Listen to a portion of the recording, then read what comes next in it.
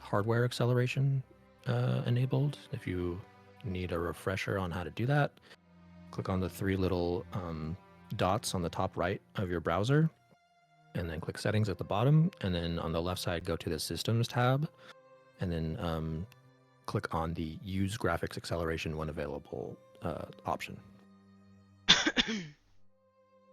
That way your dice don't lag in the browser. Okie dokie. So why don't we get started then? Tabby, would you do the honors of recapping last time, previously on Descent into Avernus? Yes, I will. All right. Last session, we finally made it to Baldur's Gate through the Basilisk Gate. Rhea was worried about the Flaming Fists finding out that she is a Hellrider, because that's like, they got mad beef. So she kind of snuck off and told us to meet her at the Elfsong Tavern later that night, so that she doesn't get caught. We kind of had a little bit of an altercation with the Flaming Fists getting into the gate, but Giles was able to kind of mediate that situation, and we made it through without incident.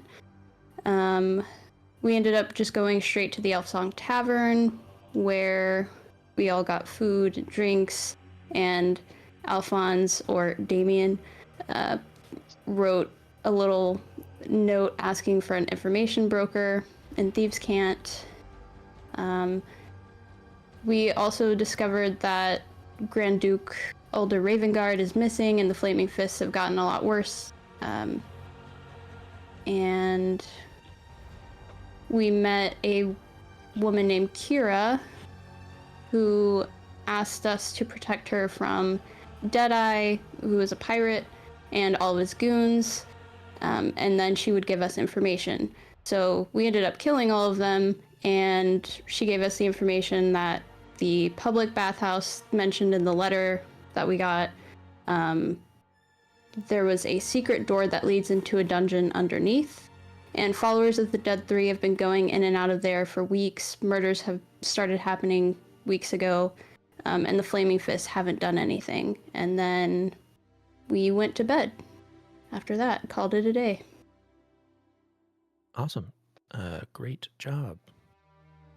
So just a reminder, everybody starts every session with one heroic inspiration, which if you need a reminder of what that does, that's something you can choose to use to re-roll any roll in the session. It can be any like a skill check or an attack roll or a saving throw or even like a damage die roll. You can just re-roll one die of any kind. So everyone starts off with one. Tabby is going to start off with two because I'll award her an extra one for that fantastic recap. And then any human player characters also get one of their human traits is that they get another heroic inspiration, or they get one heroic inspiration every time they take a long rest. So since you guys will be starting the session waking up from a long rest, then the human characters will have two as well. Just out of curiosity, I'm not a human, but do those stack? Like, if you don't use heroic inspiration, you just get like a third one then the next day or something, or? They can stack. No, they can't. You can have up to 3 stored, I think. Yeah, I think it's 3. I don't know what it is, 5.5e. And even if that's not the case, I'll allow it that you can have up to 3 stored. If you don't use the one that you get for free at the start of every session, then that one just disappears. Like, you can't stack those. So no matter what, you only get that one free one for that session. Cool. Alrighty, so yeah, cool. So let's begin then. Okay, so all right. So at the end of the last session, all 5 of you guys drifted off to sleep in your respective tavern rooms after the day's harrowing events. Most of you are cramped into the 2 like regular-sized guest rooms, which only have one single bed in each room. But you're making do with what you have. While on the other side of the residence quarters, of course, is Mr. Giles Warde, and he's taken up refuge in the only available master suite living his best life in luxury. It's a chilly night in Baldur's Gate. The old foundations of the Elfsong Tavern groan eerily with the wind. The night sky is mostly cloudy, though you can see the crescent moon is glimmering silvery white through the room's window. Okay, so some time has passed, and for whatever reason, Rowan, you aren't able to fall asleep tonight like everybody else is. Mm. Perhaps you're still a little amped up after your exciting battle with those nasty pirates earlier in the evening, or perhaps it's some like simple insomnia. But whatever the case, you find yourself unable to drift off. And after some time, something suddenly catches your attention. Your nose catches the scent of smoke. You instinctively let out a cough as you inhale it. And when you look to the door of your room, you see a cloud of smoke is billowing through the threshold of the door. And you see an orange glow emanating from the other side. What do you do?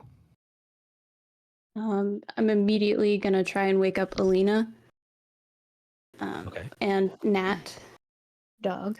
All right. So you turn to see there's nobody else in the room with you. You're all alone in here. And then suddenly you hear screams coming from the other side of the door.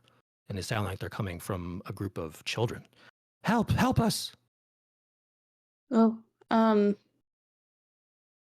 gonna run out of the room. Okay, yeah. So you throw the covers off of your bed and you run over to the door. There's still like smoke billowing in from the threshold, but you grab the door handle, and it's hot to the touch. But you're a mighty barbarian, and you have suffered far worse. So you fight through the pain and swing the door open, and immediately you see the entire building is on fire. All the walls, the ceiling, everything. You have to hold up a hand to cover your mouth from the wave of ashy smoke that blows into your face the moment the door opens.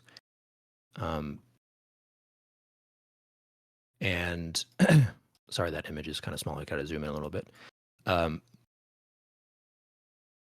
You also get the strangest feeling of being out of place, like you're not where you're supposed to be. And then it hits you. You aren't in the Elfsong Tavern at all. You're back inside your home in Elturel. And off in the distance, you can hear the sounds of battle and chaos erupting all across the city. And I'm going to play something, sorry.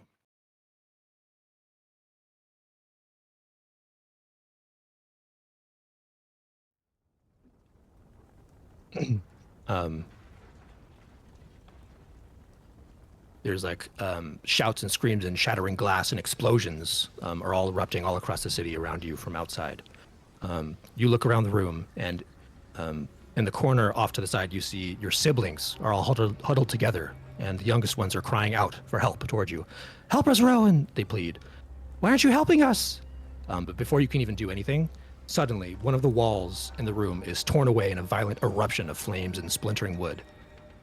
And a massive devilish head appears through the now like vacant space where the wall just was previously.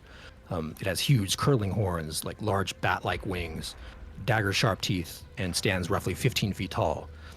It roars a gargantuan sound, its eyes gleaming orange with the firelight, and spots your siblings huddled together in the corner, like helpless. It takes a lumbering step in their direction, and your siblings shriek out in terror as the monster starts to approach them. And then again, before you're able to act at all, you feel yourself being pulled and yanked backwards by an unseen force. Your body is yanked back through the door behind you, back into the room that you were at before, and the door slams shut by itself. Your body is violently thrown back onto the bed, and now you're lying down again, and you see up on the ceiling above you, there's like a massive, horrifying face, ghostly-looking face floating above you. I'm gonna change the image again.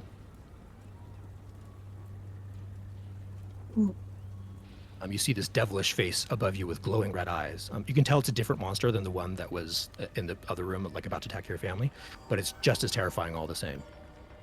Its mouth opens and says in a low, almost whispering voice, "Come to me, child of the Inferno. If you wish to save them, you must come to me. Only I can set them free." The face descends toward you as you're lying on the bed. It drops closer and closer until it's mere inches from you. Its glowing red eyes staring directly into yours. its voice comes again. Find me, little devil, and I shall aid you. And then your eyelids are forced to shut against their will. And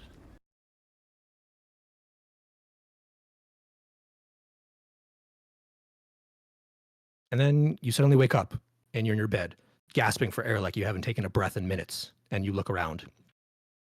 You find yourself safely back inside the Elfsong Tavern. You're breathing heavily and a cold sweat has broken out across your skin. You look around and see there's no blazing inferno, no screams or shouts coming from outside. In fact, your fellow party members are all still sleeping quietly near you, just like they were last night. You turn to peer out the window and see that it's the crack of dawn. The sun is just barely peeking over the waters of the city's harbor, like out in the distance. It's a new day here in Baldur's Gate, and everything seems strangely ordinary. All right, so what would you guys like to do? Look, Man, what a good sleep. Oh, yeah. I wake up, stretch, and at Rowan, and I can see a little off-put. Catch your breath.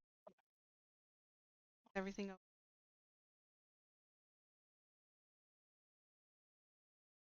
okay? Yeah, just a nightmare, I guess, about my family. I think it was just a nightmare, though. It can't mean anything, right?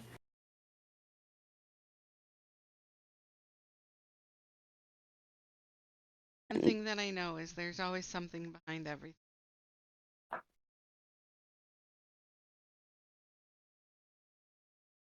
Need anything. And Nancy. And you Well, see thanks. Nat. You see Nat is like she's over by the door and she's kind of like scratching at the threshold of the door Uh-oh. Somebody's got to and go like poop. whimpering a little bit. Let me take her out and I'll be back and I'll check on you. Yeah, no worries. I'm fine. I throw on my cloak and grab Nat, take her out to do her business. All right. So yeah, you take Nat down to the first floor of the tavern, and you see that there aren't any patrons in there, but you do see Alan is behind the bar, and he's like seems like he's got like a piece of paper on like a plank of like a clipboard or whatever, and he's seems to be taking stock of his inventory. And then off to the side, you see Skuna is already up and awake, and Skuna, who is the half ogre like bouncer, she's already she's sitting at one of the tables, which looks kind of comical because she's so massive that she like you're surprised that the wooden like chair she's sitting on doesn't collapse beneath her weight, but she's just sitting there, yeah, just chilling. So you can take Nat outside and then take her over to like a little patch of grass or something and have her do her business. Back. Giles is gonna love that bill. Okay, so yeah, what are the rest of you guys doing as you wake up on this beautiful morning in Baldur's Gate? Probably getting food. Probably a good play. I'll just eat whatever Alan has for breakfast. All You're right. gonna try to order like crepes or anything. Nah. Maybe if I was in the upper city. I know where I'm at. I know where I'm at. I feel Okay. like Grush should be the last one out. Like the battle yesterday kind of wore him out. This was the first time he used some new abilities from that he innately learned, I guess. So he's just kind of tired between all the traveling and the fight yesterday. So he'll probably be a little late to bed, but head downstairs for breakfast after everybody else probably. All right. What about Alphonse? He would have went out back to check if there's any response. Okay. Yeah, so you go downstairs and see Alan and Skuna the same way that Alina saw them, and you head outside over to the back alley, or the side alley rather, of the Elf Song, and you see there's like a little response to your message, and it simply says contract accepted, and then it's like signed in Kira's Thieves' Cant signature. Right.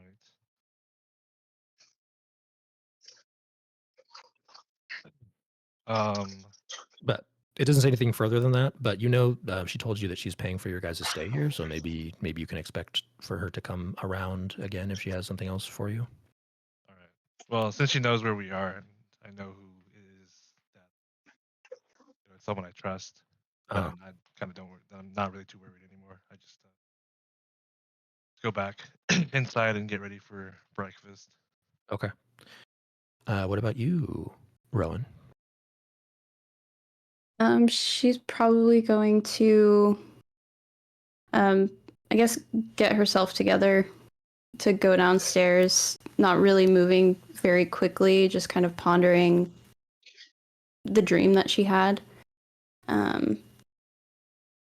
Trying to,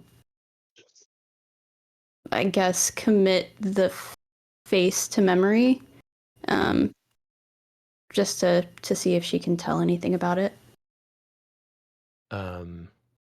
Yeah, it definitely looked very very spooky. Mm-hmm. But yeah, she'll probably go downstairs as well with everybody.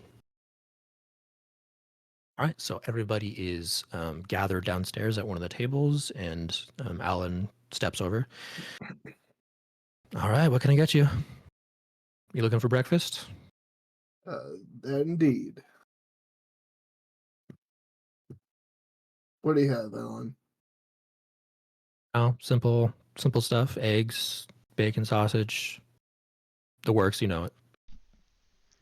All right, I'll take whatever breakfast he has. Make it simple too. Yeah. Doesn't need to be a lot. I will Alrighty. get. I walk in with Nat, and I have some blades of grass all over my. Nat has blades all over.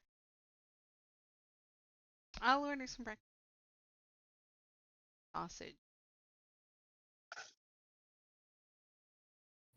All right, he smiles. Sure can do. And then he heads back to. He's just gonna get breakfast for everybody. He's gonna head back into the kitchen himself. You guys don't hear like the sound of the chefs that you heard yesterday, so it seems like they're not in for work yet. So he's just gonna cook everything up for you guys himself. Cool. And as you guys are chilling there waiting, somebody steps through the front door, and actually, Ryan, we're gonna have your character enter here. So please give us a description of your character, like what they look like, anything you want us to know about them, and yeah, describe like what happens when they walk in, or like how they walk in the door. So my character's name is Exalt. So Exalt walks in. He is distinctly wearing a hood. He is tall, medium build, not exactly imposing, but definitely almost seems to slip into and out of your vision very easily. The way that he walks, it almost feels like he's floating a little bit. And what you'll want to note is the fact that at all times he's wearing a very long cloak and long sleeves with gloves on either. They're just normal leather gloves. And noticeably, he avoids eye contact with everybody in the inn. Okay. The only people you see in the inn at this moment, as you step through the front door, is Skuna, a giant, like half ogre woman who seems to be the bouncer of this establishment. She's kind of lazily chilling out at a table by herself off to the side, and then like in the middle of the room, you see that sitting at one of the tables is all of your compatriots that you formed a party with back in Elturel for a short time. Before that whole place went to shit.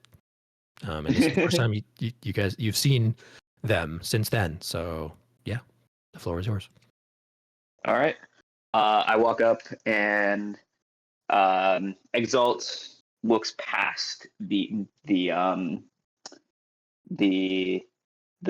guess the bar maiden would be the right word, and just asks very quietly for a coffee and breakfast. Sure. Yeah, we'll say that And one of the barmaids stays here as well. So she, Yeah. because there's three barmaids that typically work here. So we'll say one has a room Yeah. here, and she's up already. So she nods, all right, Yeah. and then she's gonna go back to the kitchens back where where Alan, the bartender / owner, is currently making everybody food. And then he's gonna go down and sit at he's gonna just sit down quietly next to next to the party and just say, "Huh, long time no see." Holy shit, you're alive. Where the fuck have you been? Exploring, following, you know, Thank goodness we've missed. seeing what I could find. How the hell Oh, do you Tom. live? How did I have you? I tend to do that. It's pretty hard to kill me. You can't really kill what you can't see.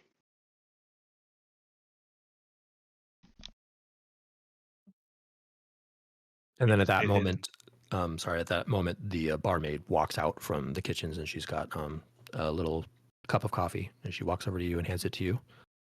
Exalt. Can I get you anything Thank you else? very much. No, this is fine. Thank you. Alrighty. If you guys need me, I'll be over here. And then she like steps off to the side.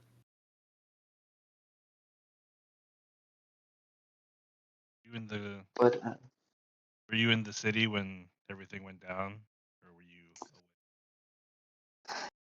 away? yes, I was. I was trying to figure out what the next moves would be, and yeah, I was skeptical of all of you at first, but after watching y'all for a few days, I decided that I would rejoin the group.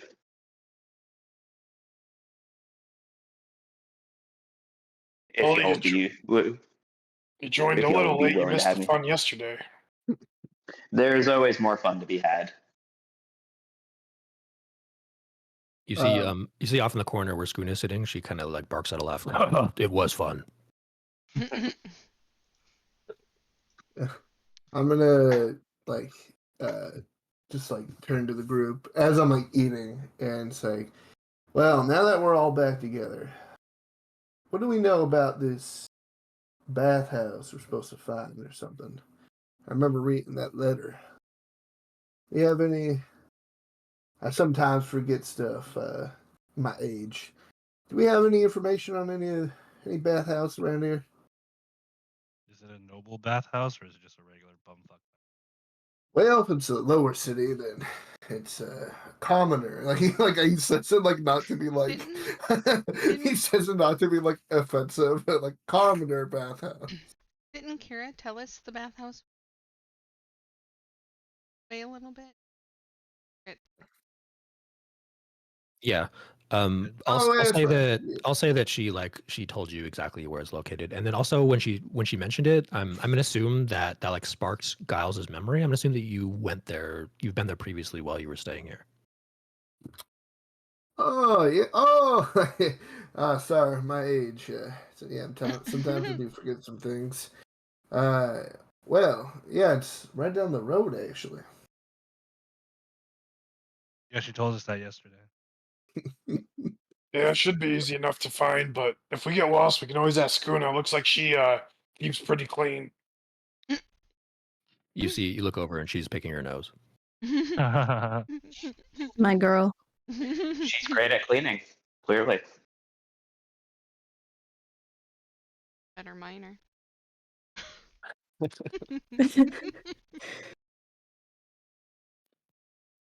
All right, and at this time, the door to the kitchen opens up, and Alan walks out, and he's got like a tray full of a bunch of different plates of food. And then like the barmaid goes over to like help him carry because he has like there's too much for him to carry for all you guys. So they bring over 2 trays of food actually, and place it all in front of you guys, and then it looks absolutely delicious. At least for most of you, maybe Alphonse with a higher palate than the rest he might find it lackluster, but everyone else it seems pretty good. And before Alan like leads you guys to eat your stuff, he says, also I forgot to mention this, and he like pulls out a furled up piece of paper and then hands it to whoever's closest to him. I'll say that it's Giles, and so you take it, Giles, and he says, Rhea gave that to me before she left this morning.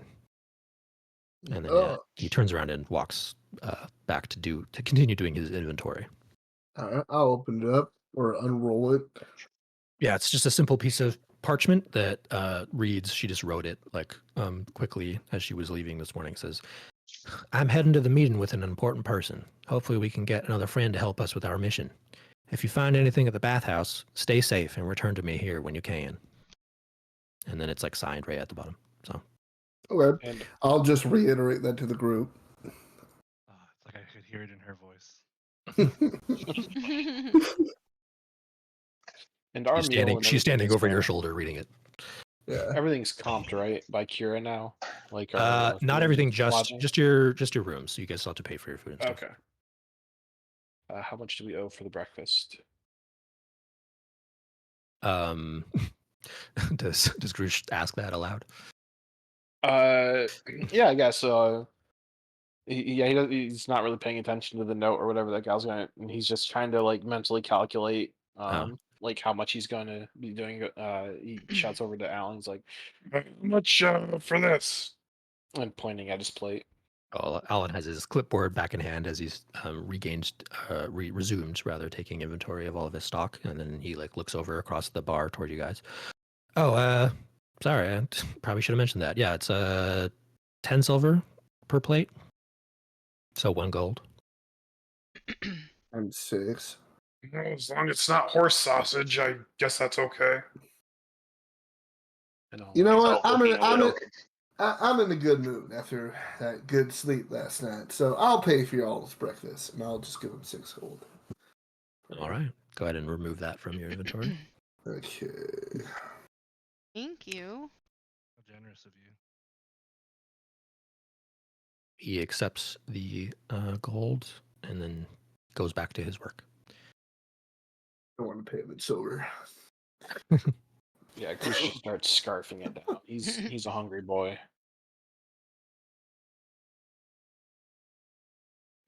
Yeah, so you guys eat your breakfast. Does anyone want to do anything else here, or do you guys want to like head out? And do you want to go straight to the bathhouse, or did you guys want to do anything else before then? I'm gonna check out this bathhouse. Yeah, we'll keep like if there's any shops or anything on the Yeah, way. I remembered that Alphonse had mentioned at the end of the last session that he wanted to sell because he was the one who's been collecting all of the like doodads and knickknacks you guys have collected after the couple battles you've had. So it sounded like he wanted to offload that burden. A little pack rat. I know Giles for a fact. Sometime, maybe next free time or something, I want to find a bookstore. Oh, Yes. okay, I'll tell you why later. sure. Do you guys want to do some morning shopping and then go to the bathhouse, or reverse that? Do you want to do the bathhouse and then shop on the way back? I don't care either way. Do we expect any resistance at the bathhouse? I don't think anybody's expecting us to be there, and I don't know. It's a public enough place unless we venture down. Yeah, you guys heard that there's a dungeon beneath it, and that there have been many sightings of dead 3 cultists in the area. Yeah, I think we should probably shop first. Get some any potions or gear that we might need, and maybe. I do have one question. I'm rating your mic is kind of quiet, by the way. Oh, my bad. No worries. I do Yeah, have Golina. one question. I What's was your question? playing with Nat here, Hmm. and I might have been throwing that bone of animation, and Okay. Oh, things might have happened, and it back to me. So, What kind of things? there's a skeleton that left it outside. Oh no. That's you guys see, Baldur's Gate. They're you used guys, to seeing just random skeletons around. yeah, you guys turn and see the front door is still a little bit ajar from when Exalt came inside, and you can see there's like just a skeleton just standing in like the door, the threshold of the door, just standing there. I just want to Okay. say Nat Well, did like, it.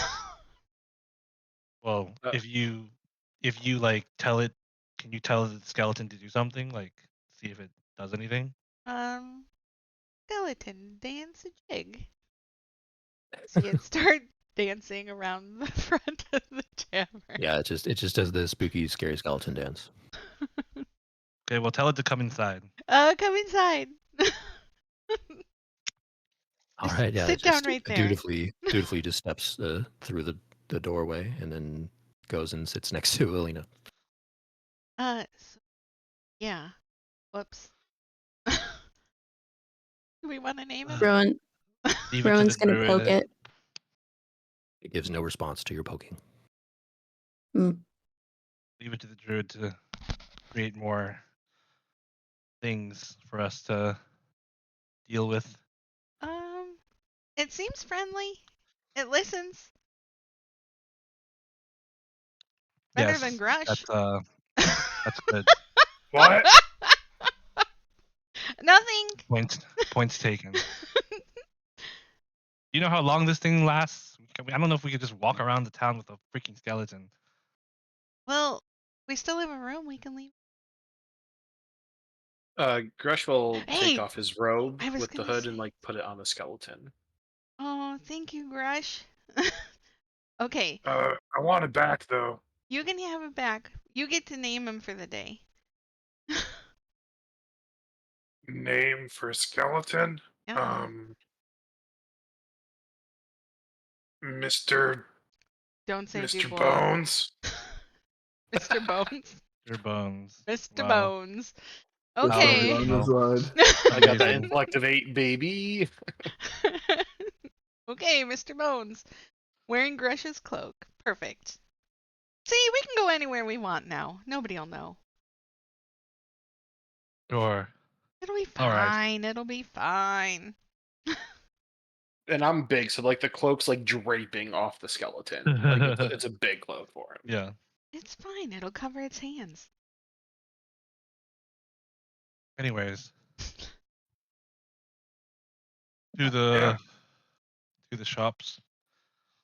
Let's Giles, do you know where there is a bookshop or pawn shop maybe? Anything to get rid of some of those And Grush kind of looks around. idols that the cults had?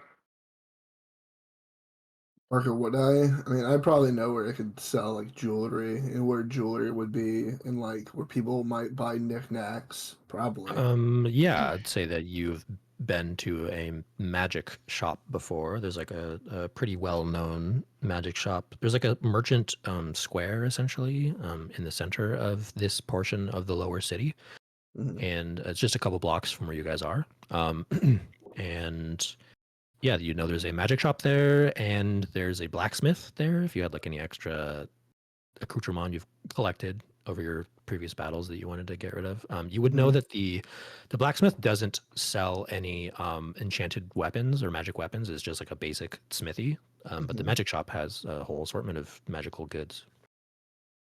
And is there just like a jewelry store, like a No, you jeweler? think that the magic shop is like an all around place of all around purveyor of interesting goods and artifacts. Like you think the Okay. person, the owner of that store, would be more than willing to purchase the interesting items you guys have collected.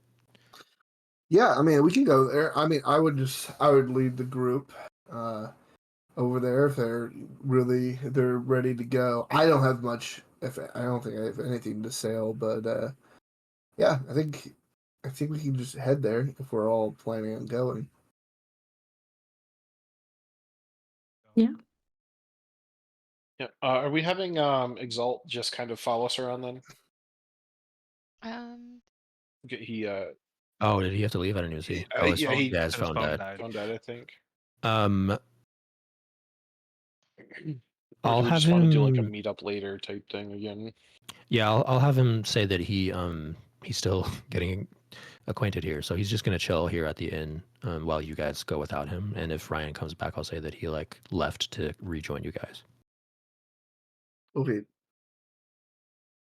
Or maybe he Okay, went cool. like after Rhea, just meet the important person. I don't know. Well, Ryan, if Ryan comes back, I'll want him to participate. That's But fair. Yeah. Okay. Sorry. yeah, we'll see if that happens. Okay, so is everybody in agreement? You guys are gonna Yeah. head over to the magic shop. Do you guys have like regular like weaponry or stuff that you would want to sell to the blacksmith, or just straight to the magic shop? Did we lose anything? Your mic is still Yeah. kind of quiet, Raiden. We have those like idols. I have the gold ring, but I'm not selling it. That's on my finger. It's a nice ring. No, Yeah. not that. I mean, like, do we loot weapons off of cultists and stuff? Somebody took some swords and stuff, right? I know I Yeah, didn't. I felt like someone took swords off of like the first Nightblades you guys killed all the way back in session 1. That was you, Raiden, wasn't it? That might have been me. Yeah, I did grab. I think I grabbed some short swords or something. Yeah, I don't know if you guys have any sort of like basic armor, like any extra basic armor or basic weapons they would wanted to sell to the blacksmith. You could do that. Yeah, I got Yeah, we nothing. I think I We can do a have. quick stop. Yeah, I think I have like sickles, but I'm using my staff because I won't need that, correct? Assuming you always have your staff, there could be some weird situation where you lose your staff or something, and then you would want a backup weapon. Okay, then I'll keep it. Never mind. It's always good to have something in your back pocket. Okay. I Yeah, am just eventually. do I a am quick stop, eventually. though. I am eventually gonna need light armor. That would be sold at that blacksmith. It's like it's just a general blacksmith that sells every type of basic armor or I weapon. don't think there's a light armor that would actually go over 16 AC with 3 decks. That's just me thinking. Yeah, But I don't have anything to buy or sell. I mean, well, sell. I mean, I want to Well, buy some anyways, stuff, but it's not I equipment. need to sell these 2 necklaces and the 5 statues. Okay, so you guys no go on the blacksmith, but you're gonna head over to the magic shop. Actually, I think I want to buy some ball bearings. They're always Oh. useful. Okay. Unless, does anyone have ball bearings yet? Nope. Okay. If I believe correctly, Parker, they're in. Yeah, there should be a new item of it. Those would be at the blacksmith. Okay, so you want to head over to the blacksmith first real quick for you to get those? Yeah, you can just say off. I just head over there and buy it. Let me see how much it costs, and then I'll get back to you. You can Okay. just. All right. Can I just sell all this for whatever you said it was worth? Well, actually, I have a thing. So, Oh. so for Giles, It was you a can 1 just- gold. we can just say, yeah, you went to the blacksmith, and the black, or we went to the smithy rather, and the blacksmith there is like a tall orc man, and here I have an image for him actually. I'll drop it in the campaign info page. His name is Rog. Yeah, so he's just hammering away at something, and you come in and ask for a bag of ball bearings, and yeah, he supplies one to you. So whatever the gold cost is for that, go ahead and remove that, and you can add that item. Ball bearings are very useful. Alrighty, and then I'll say you rejoin the rest of your party as everybody heads over to the magic shop. So the magic shop is just like across the way from the blacksmith. It's all in this central merchant square in this part of the lower city. The magic shop is a decidedly nicer looking little building than the rest of the buildings around it. Yeah, and you step through the front door and see this.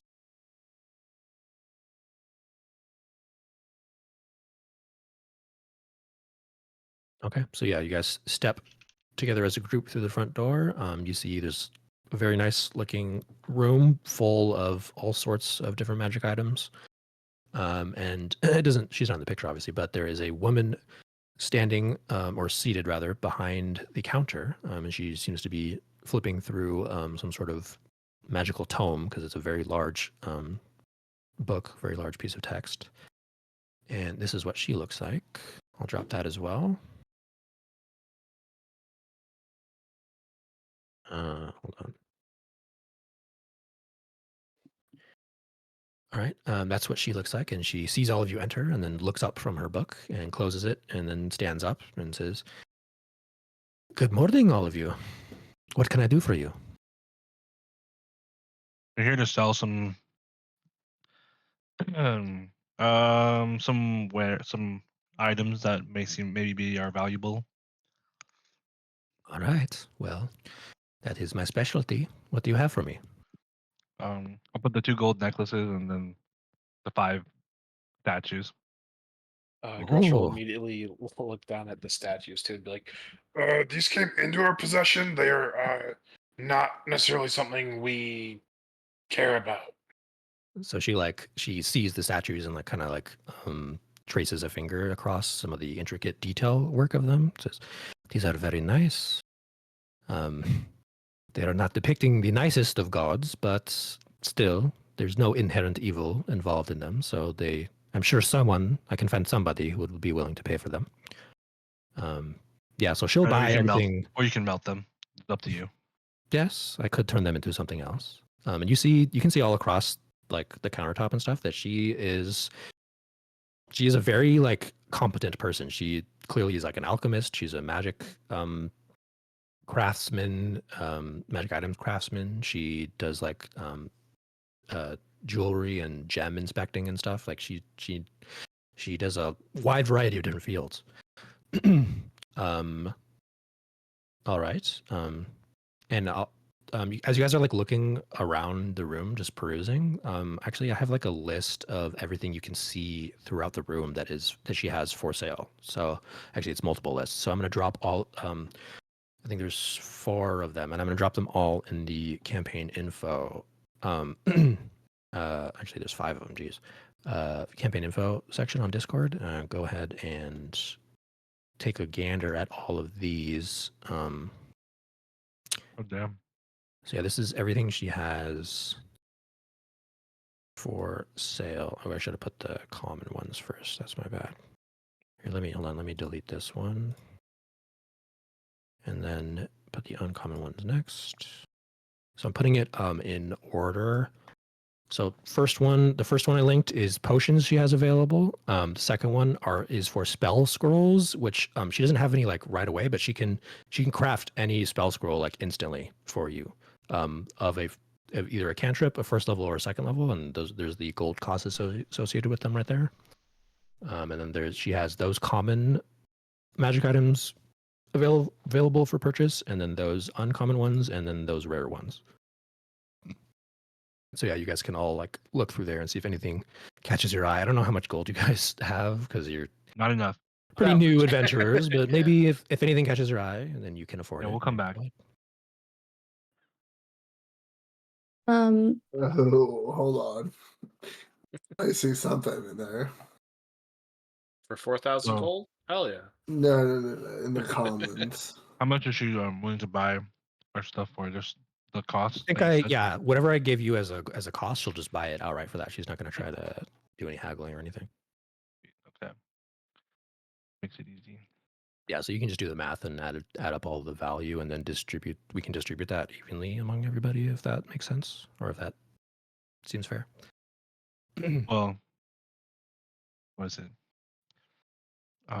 Giles has already made claim to the ring, so he's not getting a cut of this. Yeah. Yeah.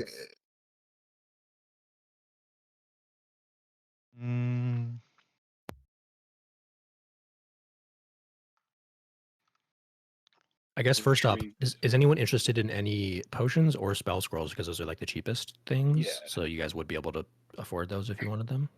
Grush would ask for a first level spell scroll of Okay. shield.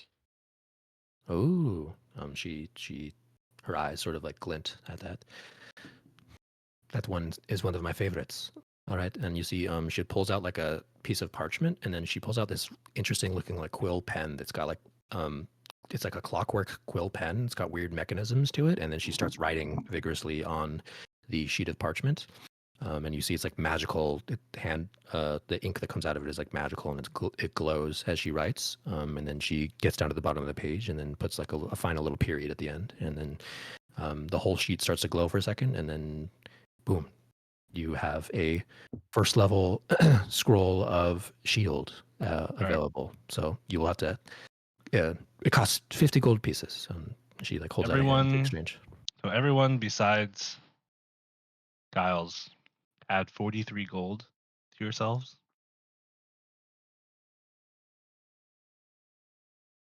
Okay. So- and just I want to make 2 And, purchases, Parker, by the way. Sure. We do have 3 gold left over. That is. You can keep that as the fee for carrying everything in your backpack. Sure. Yeah. It's your convenience fee.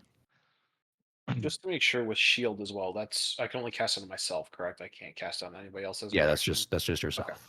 Just making sure. Cool. So, are these prices final, or can I try Yes. to Well, finagle? I mean, What if I buy 2 items? you're a from pretty her? persuasive bard, so yeah, try, go for it. I would walk up to her and say, well, I would like, and I point to the cloak of many fashions and the perfume of bewitching. Mm-hmm. How much would those go for? I gotta find those. Where are they? Are they common? Two They're common ones? They're in common. They're 100 Okay, gold. so each of them are 100. So she looks at you. She kind of looks you up and down. Oh, for a man such as yourself, 200 gold pieces for the both. It's a fair market value. I'm gonna look and go. I'm just gonna cast friends and go about a 180. Okay. Jesus Christ. Is friends a touch spell? No, it's Okay. like It's like a short range thing. It's 10 feet. Am I within Okay, yeah. 10 feet? Yeah, you are. You're like right across the countertop from her. Lady's not gonna sell us anything after this. Well, if it fails, I think if She it fails, knows, she doesn't right? know that you casted it. Well, no, But no, if it friends- succeeds, then she does No. know eventually. So friends. Is she? No, friends is you literally cast it. You get advantage. There's no like saving for them. But after the minute's up, she will know that he cast friends on her. Okay. I think she Well, had to. And whether or not she. that Well, I guess that's affects the her. 5e version, but I don't know if I don't know if they would have changed it for 5.5. That's what I thought you had said the last time. Yeah. So that's Let me why look I it was up, I don't know. wondering. So no. If you get affected by it, it is okay. I was reading it wrong. I don't want this person to hate me. So, Well, she won't necessarily hate you because she's a magic spellcaster herself. So maybe she might respect the fact that you were able to pull one on her. sure, I'll just do it anyways. Fuck it. Wow. What So, if we package? Man. so she has to make a wisdom saving throw. Sorry, Parker. You have to pull up the stat page. Okay. I don't even have a stat page for her, so I'm just gonna roll a d20, and then I think she would have. Oh, I rolled really low. I got a 6 on the die, so she failed. Okay. Yeah, so she's technically charmed by me. Okay. And yeah, her eyes sort of like glaze over for a second with like pink magical energy, and then she looks at you, and her smile grows like a little bit wider. I guess I could make an exception for you. How about we give you a 25% discount? That'd be right good deal. And then she kind of like And- she reaches one of her hands over and like places it on top of yours Uh-huh. for a second. I give her a quick shake, and I'm like looking at like the watch, just looking at like how much time do I have left until I have to get out of here. But yeah, I'm gonna buy both of those. They're both 100. So what? So it would be 75 for each then with the 25% discount. So Can we also get can we get a package deal then, Giles? If we get like 4 potions of healing. she's still Oh, kind of yeah, like yeah. she's still kind of smiling and looking at Giles. I'm like looking at her. I'm gonna turn to the group and like phantomime like we need to hurry up. I'm not- I'm like- Definitely grab some potions of healing if you can. Yeah, yeah. he's gonna look at he looks at you and doesn't understand what you're fucking going on about. Like, the fuck are you saying? We could definitely use some potions of healing. Sure. How much should we all get? I'm gonna need money because. So yeah, this 25% discount she'll acquiesce and allow all of you to get 25% discount on whatever you want to buy. Oh. Okay. So I'll do bought my my own thing. separate. I'll do my separate 150 thing. And I'll just add those two. I'll Well, if I grab buy a- 5 potions of healing. Sorry, go ahead. What were you saying? Yeah, Alina, what were you gonna say? I was gonna say we should all probably grab at least. If you grab that, I can always give you the. Yeah, sure. I'll buy Let me just see. Wait, this requires a Do the 2-minute. math. No, it doesn't. Grush will let you know he does not need one. I still have 2.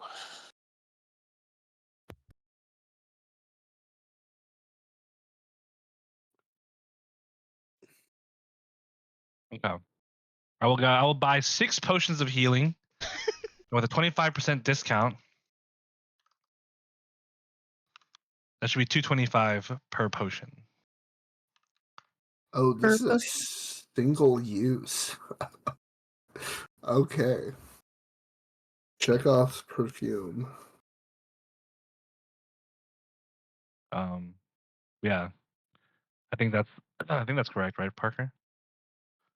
Sorry, say that again. I was messaging somebody. You're good. 6 potions of healing, 300 gold each, multiplied by 0.25 is 75. Mm-hmm. So that's 75 off of that. So it's 225 gold per potion of healing then. Or no, 225 for the whole all 6. Okay, yeah, sounds good. Okay. If I ever have to massive bullshit our way out of a situation, let me know because this perfume is a single use. And it's essentially I get advantage on persuasion and deception for an hour, and that's it. So Oh, nice. if we ever have to if we ever infiltrate somewhere and we need to we're in a really sticky situation, I can hopefully bullshit us out of it. All right. If you want a Yeah. potion of healing, give me 38 gold. Okay. Okay. All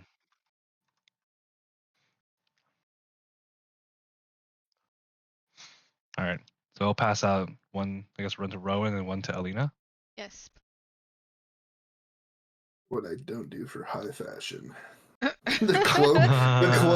cloak literally does nothing except I can change how it looks. And right now it just fits my entire outfit. But it can change. That's the best part.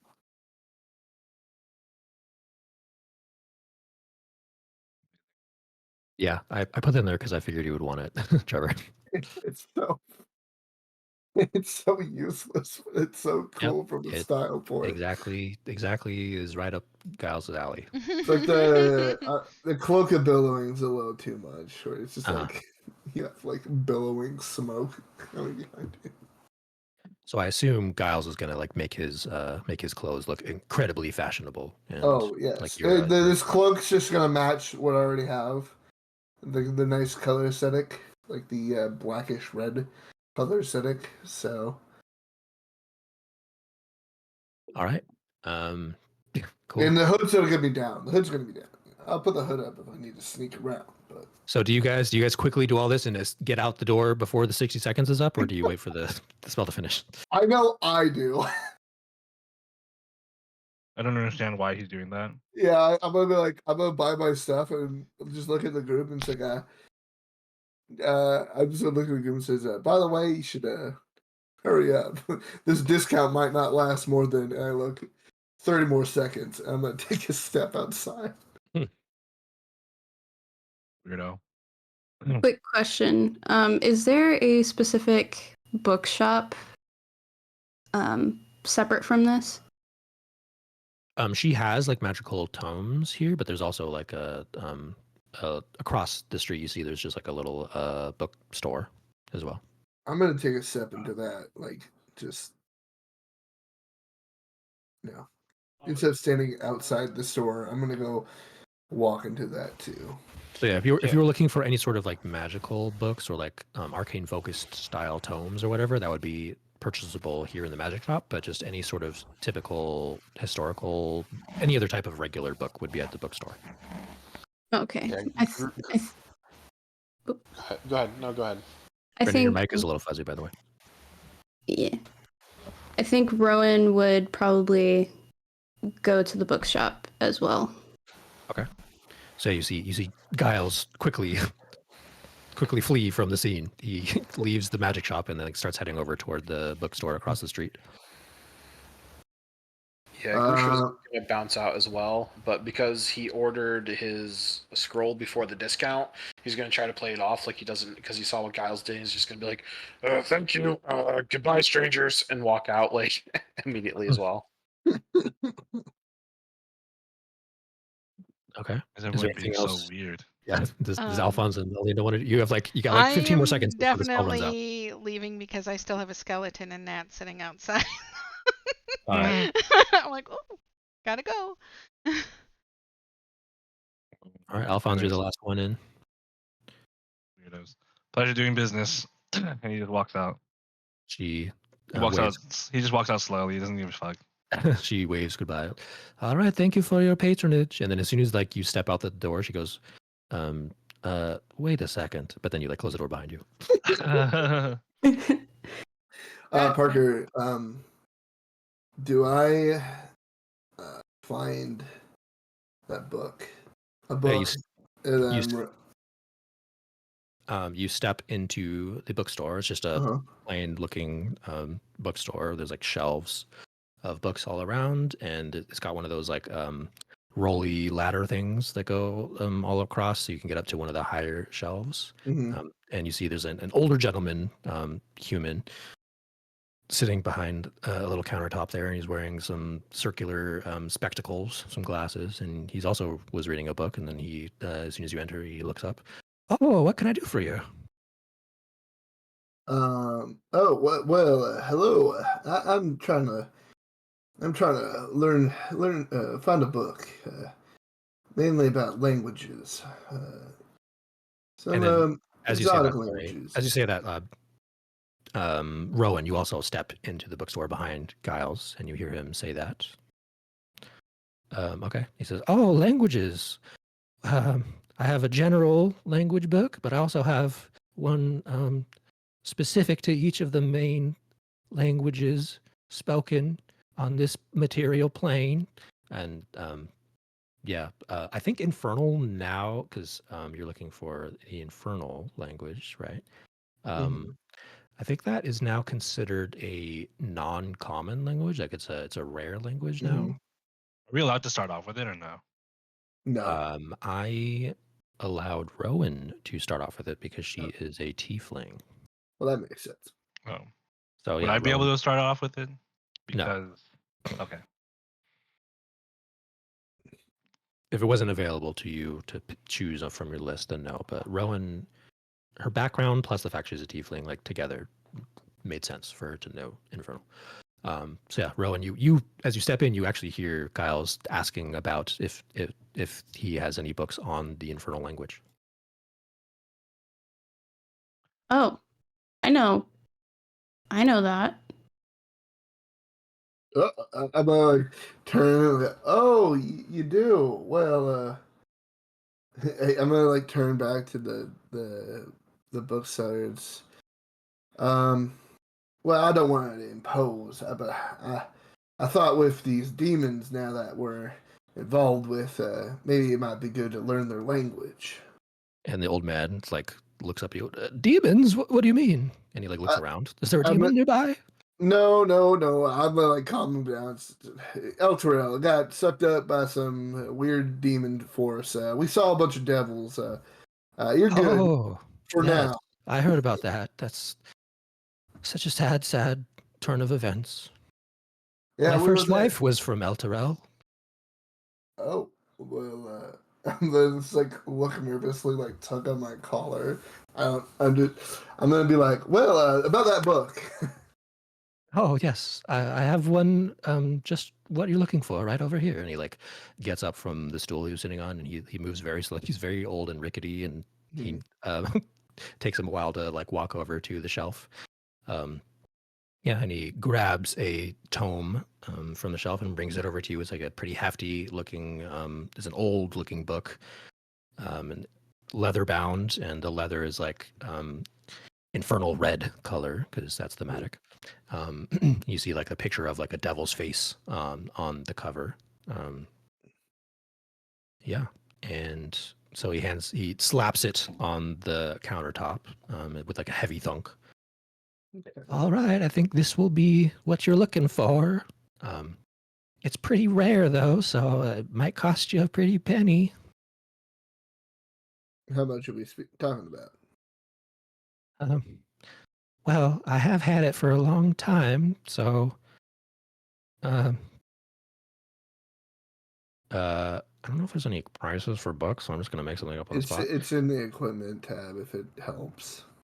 Is it There's really? literally Do you have just it open? a book. Yeah, it's What does it say? just a standard as book is 25 gold. Okay, well this isn't a standard book. It's a Yeah, I know. special rare language book, so I'll just double that price. Okay, I'd say 50 gold and it's yours. Alright, I don't want to screw over every vendor in this city, so I'll just give them 50 gold. Oh, So, thank you. So, if I'm reading this right, and I think the rules still apply, learning a language. Rowan, I'm going to turn to Rowan and be like, well, I want to learn Infernal. And I know you learn it faster if you both read a book and listen to it from... you speak it natively, right? You didn't learn it, it was just something you grew up with? Yeah.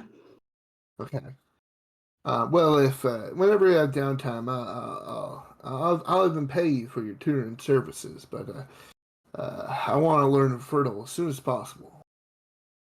Okay. I'll take you up on that offer. Okay. So Parker, Mhm. looking at Yeah, what rules, are the rules? I don't think it changed over in 2024, but Yeah, essentially I haven't seen it, so it takes 8 weeks to learn, but you minus that a week if someone in the group speaks it, another week if they're speaking natively. So it's not like they learned it.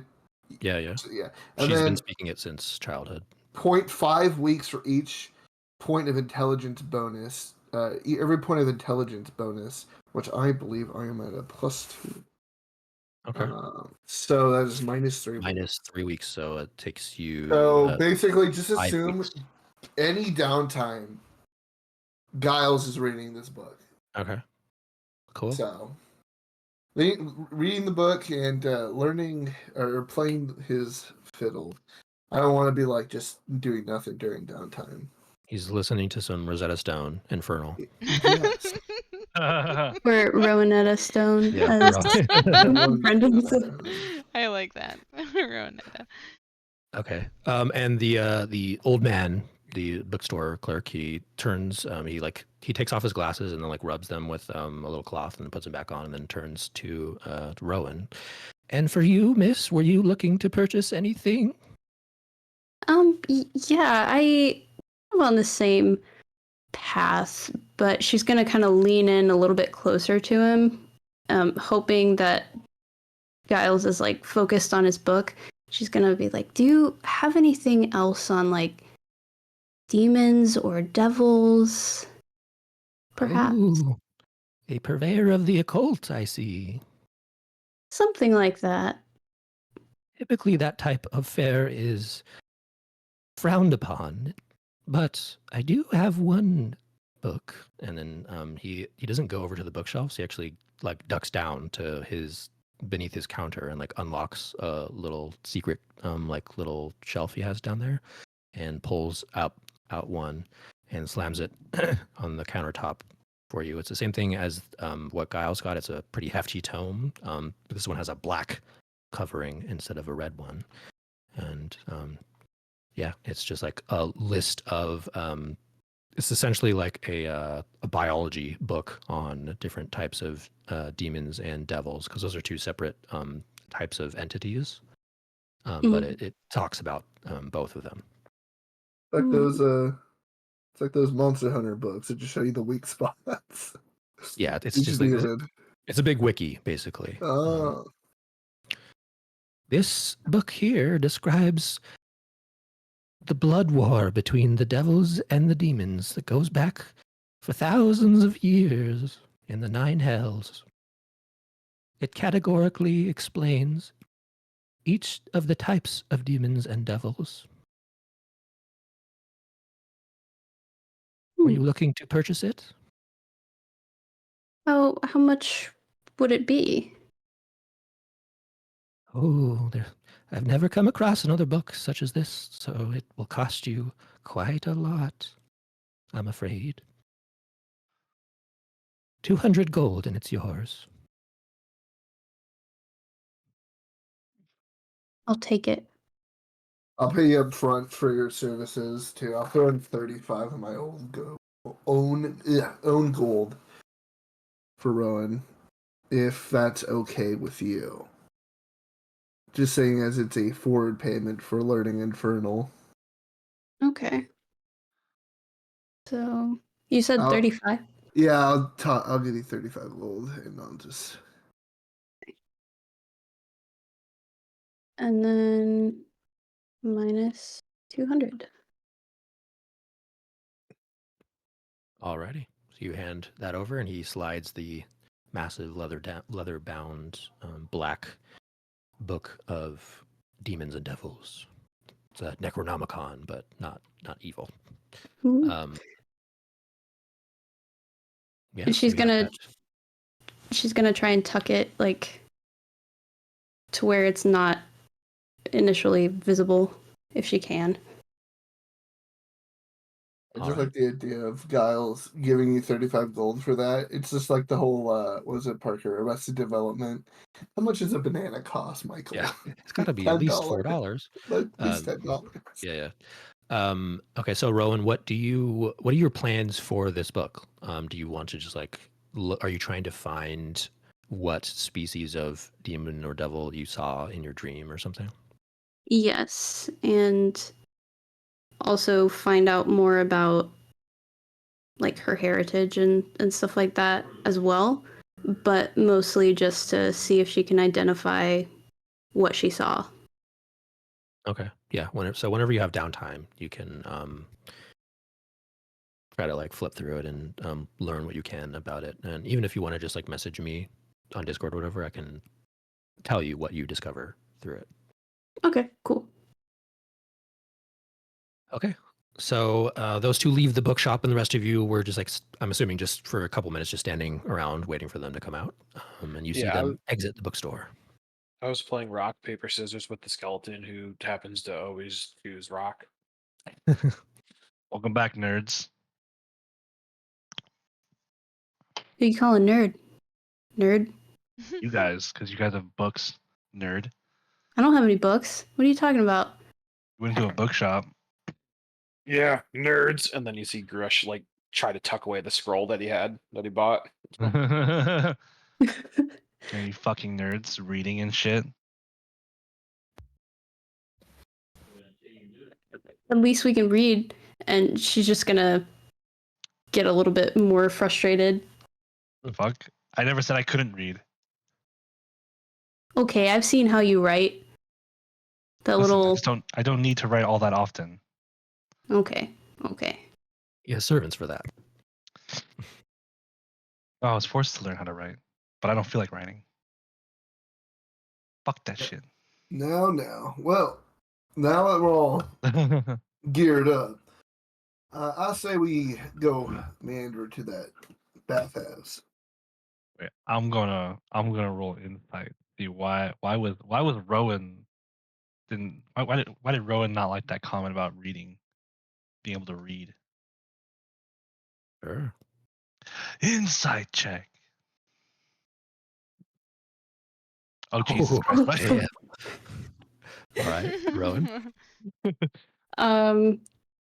So what is Alphonse kind of you can sense? you can tell that maybe she just doesn't like being made fun of, and she took that in a way as like you were trying to belittle her, and she doesn't like that. She doesn't like being bullied. Damien will remember that. Alphonse will remember that.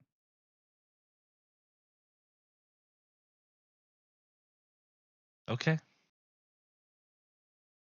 All right. So, are you guys gonna head over to the bathhouse now? Probably Yeah, a smart Giles, you want to mission. lead the way? Yeah, sure. And I'll walk over to where I remember it being. All right. Giles dutifully leads you through the streets of Baldur's Gate. It's now fully like morning time. It's probably like 7 or 8 or 9 a.m. somewhere around there.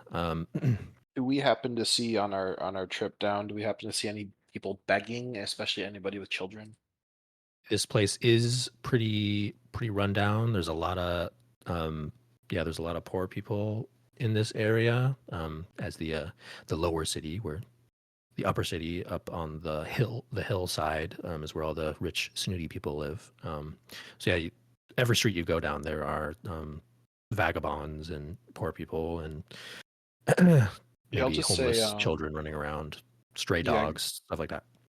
yeah, Grush on the way. He'll give out a total of 3 gold to various children that are down on their luck.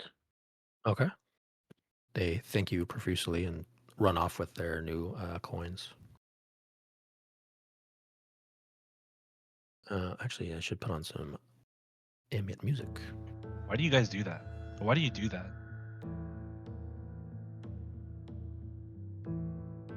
Do what? Just hand out money for free. I kind of believe that good things come back to you if you put them out there.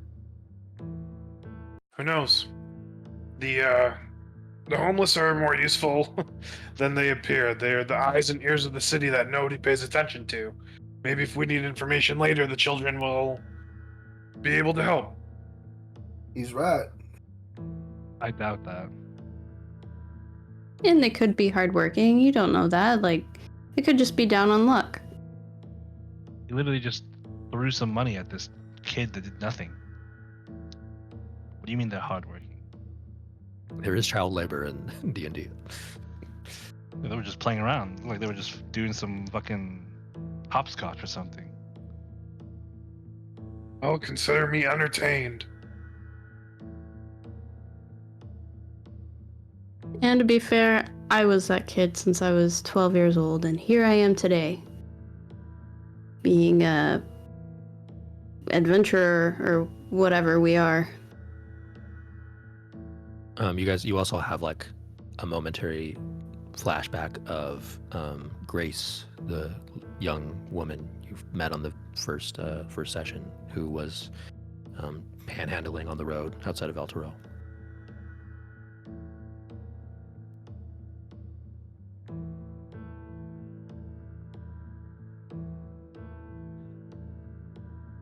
I guess I will just never understand what it is that you lot like to do with your money, I guess. Well, let's agree to disagree. Sure. Yeah, so this part of the town, Parker, it's pretty rough. Mm-hmm. Right? Is it like muddy and dirty? Yeah, sometimes there's cobble road, and other times it's just mud that you're squelching through. All right, I'm gonna make sure that like occasionally, like even with the cane I'm walking with, that if I am about to go over a puddle, I like don't actually plant the cane into it. I like just like pick it up momentarily and move. Don't want to get it all muddy and dirty. You also, as you guys are moving, you look, you see overhead there are gray clouds in the sky. It seems like it might start to drizzle at some point today. Maybe not a heavy rain, but a little sprinkle. Is this cloak rainproof? I think that's a good question. I mean,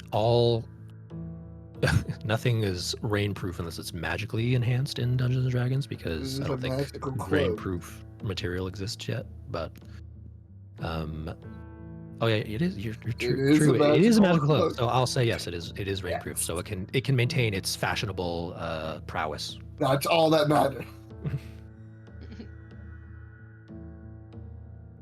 I might be needing my cloak back, and Grush will kind of look at the skeleton that's still with his cloak. Sometime soon.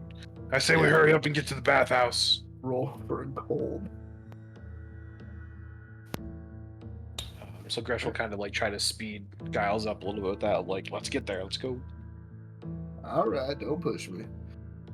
Okay. So you guys all make your way to where you've been told the bathhouse is. Actually, I forgot to give this. I'll just drop it in the channel. This is where the bathhouse is located on the map. So it is a little bit of a trek, but not too far.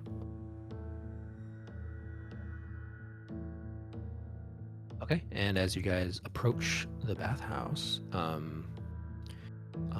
have something to read here. So, the bathhouse is a one-story stuccoed building with stained glass windows and clay roof tiles.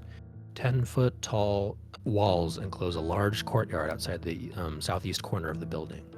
The closed wooden doors to the courtyard are engraved with images of smiling nymphs dancing and frolicking in the water, which you guys recall was described on the letter that you procured. And I'm going to change the image to the bathhouse. Ooh. Where is it? Where is it? Yeah, okay. So if you need to, go ahead and like scroll up. It's near the top of the page. Okay, and I'm gonna drop your guys' tokens on here. Not gonna drop Exalt though, because he's not with you guys. You guys are outside of it. I'm just gonna drop you like right out front of it.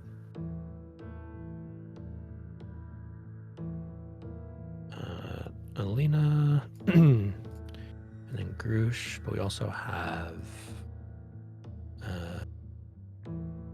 this, which needs to be renamed to Nat. And you also have a skeleton. So you got... So Nat is coming with you, by the way, because you didn't say you were going to leave her Yeah. in the tavern. It's good till dawn. Okay, so I can here cast it is Mr. Mr. Bones.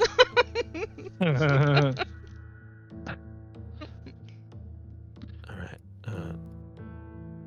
Cool. All right. So you guys are standing outside the front gate of this. I'll actually put Giles here because he would be leading the pack. Okay, and you're free to like move your tokens. The front gate is unlocked, so you can swing the door open if you want, or the gate, rather. Does it appear to be open? Like, is Yeah, it like... it's a 24-hour. It's always open. Okay. Yeah, I'll just swing it open and walk in. Okay. Rowan's gonna. I was gonna say, while I walk in here, I'm gonna remain alert. Like, I'm not gonna be aloof. We have an idea of what we might be walking into. Yeah, you guys haven't seen anybody entering or leaving since you like walked down the street and first got here. It seems like no, yeah, you don't see anybody else. It's just you guys. Yeah, I'll make sure to just at least stay a little bit, aware of my surroundings. Rowan's gonna look at Alphonse and try to be quiet about it and be like, "Hey, you're paranoid, right?" Always. Okay. Kira said that the entrance to the dungeon was hidden. Where would you, if you were to put a secret entrance, where would you put it? I would hide it in plain sight, somewhere no one would think. Possibly inside of a storage unit that no one would ever walk through. Maybe a latch in the kitchen. Well, this is a bathhouse. Why would there be a kitchen? I guess I'm thinking about an inn for some reason. Hmm. He's just very hungry. Mm, Maybe a secret in like a fountain or something. Let's Maybe just it's keep our literally- eyes. if it's a dungeon underneath, what if it's literally somewhere where the water drains down into? Yeah, that's what I was thinking. It could be literally in the bathhouse, like by the baths. Well, Something to keep in mind. I mean, this thing's open all the time, right? Can we just walk in? Do we need to be sneaky about it? I mean, we could pretend we're customers trying to get a bath. We smell like we should be Stinky. anyways. Stinky. Yeah, that's what I'm thinking. This is exactly what a bathhouse is for, right? Yeah. Let's just keep our eyes. You know what I mean. Let's keep our wits about us. He's trying to like say eyes, and like it's self-conscious about his eye patch. Just kind of like starts walking in. Okay. Is everybody going to step inside then, or enter the courtyard? Yeah. Well, For each, like, by the way, for each area we enter into, I have like a thing to describe. So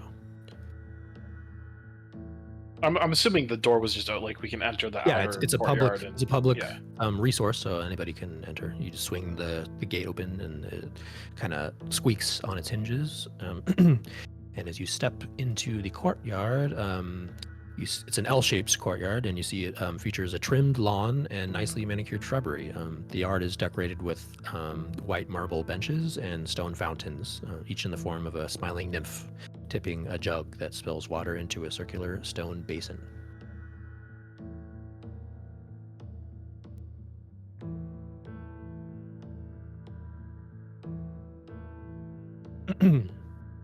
And Alina, are you going to take Nat and Mr. Bones with you, or are you going to like make them stay out here? I'm going to leave Nat, but I'll take Mr. Bones. And I will Okay. be over there in just a second to move my character. I had to step away for 1 second. No worries. Are you just gonna? Do you want to? Because you have a leash for Nat, but do you just want to like command her to stay? Because she'll obey you. You don't have to. Yeah, I'll just let her stay just in case she needs to get away or something. Okay. there's supposed to be some sort of like front desk or something where you check in. No, it's like a public place, so you would just go into the go through the doors over here, and this is where the actual entrance to the bathhouse is. Right. I guess I'll I'll just- go ahead and sneak up and try to listen to the door. Okay. You hear the sound of like running water, but that's it. Grush, Deva, can I do like an investigation on this nymph fountain? I want to mostly see if it can be swiveled or turned in any direction, or like if there's like loose cement around the base, if it's been moved, etc. Sure, yeah. Roll an investigation. Ooh, that's -1. 14. Okay. Yeah, you take a good look at it, and it's a well-crafted little statue on top of the fountain that's has water running out of the little jug, and you don't see anything odd about it. Okay. I will move up then. I'm going to turn to Alphonse and say, perhaps just one of us should go inside. If we all four walk into this door, it might cause a scene. Don't want to be spotted immediately. Well, yeah. And you're pretty, you're pretty sneaky. One of those sneaky taps. Would you be willing to go in? Take a Sure. look around. I basically just Giles. Like if we all walk in there, it's gonna look weird.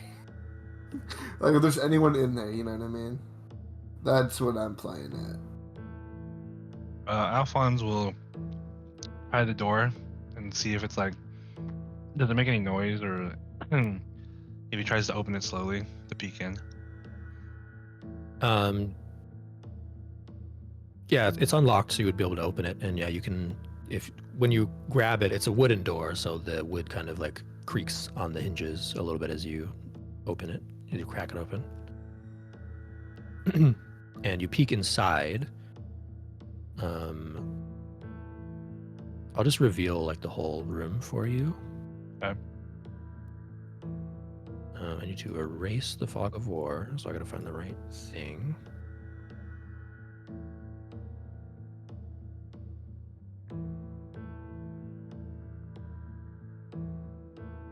So as you peek inside, you see there are 3 baths, and in each of the baths there is a naked woman currently bathing. He fucking turns around, walks away, goes up to the ladies, and is like,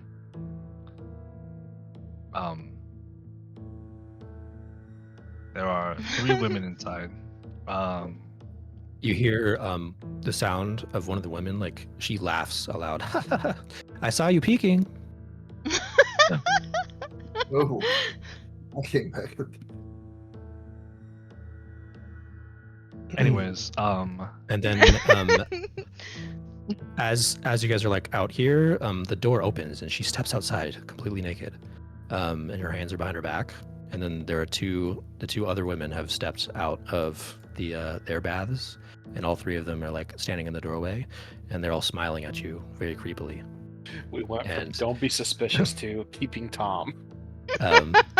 They stare at you and say, "Oh, it would be a shame if you were to leave here like this." And you see they take their hands out from behind their backs, and they're all holding weapons. And Oh. we are going to begin a combat here. Ah, Yeah, okay. I don't know how I'm- comfortable I am fighting a naked woman. 3 naked women. I can't be rude. Okay, so Well, I'm in the wrong position. yeah, you guys, Whoopsie. I'm gonna. Okay, so I gotta select these. Okay, okie dokie. So They'll just murder anybody in this city. Damn. okay. Equal opportunity murders. Oh, All right, so sorry. roll initiative, I'm assuming. Yeah, so the main the first woman who stepped outside, she's smiling at you creepily, and she says, "I don't think Bane would like you to escape. Time to die." So yeah, you suspect these 3 women might be Nightblades of Bane. So yeah, go ahead and roll initiative, everybody. No naked ones. Though they are naked. Alphonse, like, I suddenly don't feel as bad killing these bitches. Should they roll intimidation checks just from being naked? If you think that I will feel intimidate intimidated. Grush. Okay. Okay, so initiative. I see Rowan got a 4. That's awesome. Starting off great. Well, Yeah. we do still have alert from our rogue. If Yeah, Oh, that's I'll true. swap. That's true. I'll swap with Rowan. You can have my Okay. 24. So Alphonse. is a Please, someone 4. stand in front of me. Rowan is a 24. I need to. Oh man, it added way too many. Hold on, sorry. I got a clear encounter. It added way too many tokens. It like doubled a bunch of people. That's annoying. That was a glitch. Okay. Oh, that's why. Damn it. Okay, I have to click that button to add. I think I added it twice. My bad. Okay, so sorry. I gotta redo that. So Rowan is a 24. And Alphonse is a 4. Oops, that's not the right number. Alina is a 12. I'm at 20. Giles is a 20. And Grush is an 18. Nice. And I'll have the skeleton go on the same turn as you. Mr. Bowens will go on the same turn as you, Alina. You can like interchange your guys' turns with each other. Okay. Mr. Bones. Mr. Bones. So I'm gonna put him as a 12 as well. Cool. And I need to make him a ally. Awesome. Okay, so I think that's all of it. Cool. And I'm gonna start encounter. You guys should see the combat tracker up above now, right? Mm-hmm. Alrighty, cool. So first up is Rowan. You see 3 naked women standing before you. They're not wearing any armor, so their AC is actually lower. I think if you're not wearing any armor, your base AC is just 10, right, Raiden? It's your 10 plus your AC, plus Oh, your 10 plus dex. your dex. Okay. Okay. So then they have 12 AC. They're very confident. Yeah, and you see all three of them are holding a dagger in their hands. What do you do, Rowan? Gonna bust out my great axe and go over to them and show them what a real weapon looks like. Yeah, probably just right here. That's enough. All right. They're all sopping wet still from getting out of their baths. Well, they're about to be sopping wet with blood here in a second. They didn't really think this part out. Just running out. I'm gonna take a swing at that first lady. That definitely hits. Oh, are you gonna rage or are you just gonna go in? I'm just gonna do a regular All right. attack. 24 definitely hits. Oh, I should have. Hold on. Sorry. I need to rename these. The commoner A. Oh. They're not commoners. They're nightblades.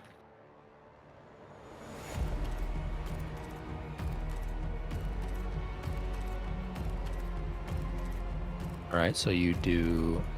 Ooh, minimum damage roll. Yeah. Wait, so these are. But they said Bane? I thought Nightblades are. Are they Bale? Or, oh yeah, you're right. They're Bale. My mistake. Yeah, they're followers of, or Baal rather. They're followers of Baal, not Bane. My mistake. They know Ball. Yeah, these naked women are fans of Baal. Does that mean my rose is lighting up? I'm within 10 feet. Yes, it is. Okay. So you deal 5 damage to Nightblade A.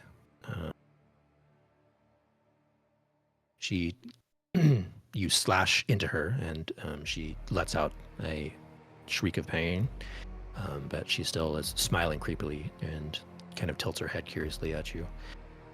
Oh, a fighter, I see. And that's gonna send her into a rage, and just because she didn't do as much damage as she wanted to, so now she is going to enter rage and be like, I'm not a fighter. Pfft, better than that. And that's the end of my turn. All right. Next up is Giles. Actually, I just noticed on the combat tracker, I put Mr. Bones ahead of Alina because, like, all of you guys got 12 initiative. So that's strange. crazy. Whatever. We'll deal with it when we get to that. Okay, next up is Giles. Okay. Now that I have someone in front of me, I'm more, I feel safer. I'm going to just kind of shake my head and just go, how crass. Ball, huh? And I'm just saying while they're all three within can I see all three of them? You can see 2. One of them you know is there, but she's like on the other side of the door. What if I move here? Then yeah, you can see her through the open door. Alright, I'm going to cast Bane on them. Okay. So charisma saves for all 3 of them.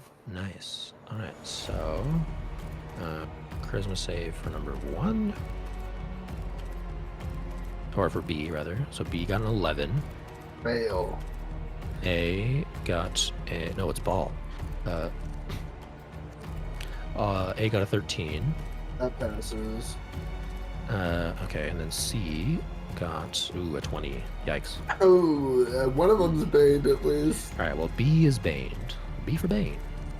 Okay, so Bane. And We're then- going to use, what color are we gonna use? Let's just use blue for Bane. I'm just gonna run back here. All The, right. the marshals can have fun. I'm gonna stay back. But yeah, I'm gonna give Rowan inspiration as my Thanks. bonus action. Alrighty. So that's one of them. Cool. And that's my turn. D6's level or a D8. Oh, and just heads up, Parker. Walking to the bathhouse, Guile, and knowing like we could walk into cultists, I would have cast mage armor on myself just Yeah, somewhere sure. within the walk. If anyone wanted to If I have like knew. pre-casted spells or anything on the walk over here, you totally can say we did that. I would have done my bless like through Okay, the well- features well- and traits, but I don't Well, want to bless do it only now. bless only lasts 1 minute, so you would want to do that at Oh, like, really? the appropriate time. Yeah. Okay. Yeah, you typically don't bless before combat. You tend to do Up it to a during a minute. combat because Gotcha, it only gotcha. has a pretty short duration. Okay. Okay, so yeah, is that your turn, Giles? Yeah. All right, next up is Grush. You see 3 naked, wet women in front of you. Yeah. When Rowan hit the one, are they like? Does it look like they are going to be hurting pretty bad from? I know it's just 5 damage, but Yeah, that one slash seemed to do a significant chunk of Nightblade A's health, okay. So even with a low roll like that. yeah, I'm not going to pop. Oh, sorry. One thing. Giles would have sealed to the group that since they're ballish, that because I remember getting stabbed by one of them and it hurt. Uh-huh. Just Oh, saying, like, hey, they're, Yeah. just hey, be aware that they stab harder if they're closer. You guys will remember because you fought Nightblades before. They have the Aura of Murder trait. So like anyone within 5 feet of them has vulnerability to piercing damage, which their daggers deal piercing damage. Alright, Grush will jump back to here to get a better view of everybody in there, and then over top of Rowan's head, he's going to concentrate and cast. I think I'm just gonna start with a Sorcerer's Burst on the one that Rowan already damaged. Okay. And I'm gonna do lightning damage. I don't know if it'll matter that they're still wet from the baths or not, but I'm choosing lightning just in case. All right, the one that she hurt was Nightblade A. So Sorcerer's Burst is an 18 to hit. That definitely hits. Yeah, so the we're not doing like extra elemental damage for Okay. different conditional effects. So just roll the standard damage. Sure. Rolled a d8 and got a 2. Okay. So 2 damage. What does your Sorcerer's Burst look like? With it being lightning damage, you just see like the flicker of lightning around my eye patch again from where my orb is, and then there's nothing between me and them that you see like shoot out, but like all of a sudden around them you just see like the lightning like flicker kind of over their body as they take 2 damage. Nice. And yeah, because they are wet, they are a prime candidate for conductivity, and they get like zapped from the lightning, and a little bit of smoke is billowing off of them. Then let me double check. Yep, that'll be my turn. Alrighty. Then next up would be, so it says Mr. Bones, but we're going to have Alina go at the same time as Mr. Bones. So Alina, you're up first. Okay. So for me, if I wanted to use Bless, I can't use it the one in the features and traits because that would take too long, correct? Or does it matter? Bless is an instant cast spell. Then So- I want to use that. Yeah. The features and traits one, it just means it's free. It doesn't cost you any. Oh, okay. spell I thought slots it to took cast it. longer or something to cast or something. No. Okay. Yeah, it's Okay. just a free cast of that. Gotcha. So, Okay, so I will use Bless, and that Alrighty. means I have to pick 3 creatures. 3 targets, yeah. Range. Who do you want to choose? Just want to make sure I can reach. Yeah, I can It's a reach everybody. pretty far spell. Yeah, I it's think you should be 30. able to reach it. So Rowan, because she's Okay. always right on up there. Yeah. The yellow will be the bless color.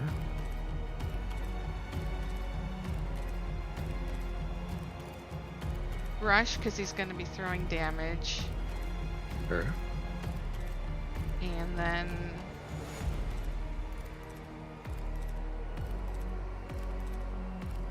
Can I cast it on myself? Yeah, And you if can. I do cast it on myself and I change forms, does the form keep blessed? Yeah, it does. Yeah. Okay, I just you, wasn't you as sure. you as a creature will maintain concentration on the bless spell as long as you maintain concentration on it. But if you take damage, you have to like roll every time to see if you maintain concentration Right. on the spell. Yeah, that's.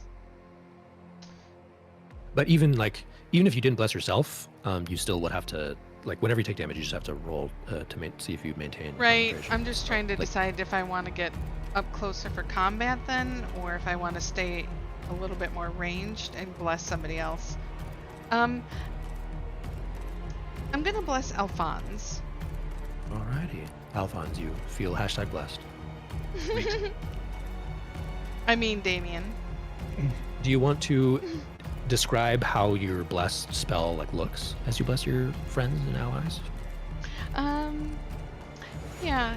So I move my hands in a circular motion, and as I push my hands forward, there are small yellowish looking like divine, almost like sparkles like fireflies, and they slowly spread out and go towards Rowan, Grush, and Alphonse.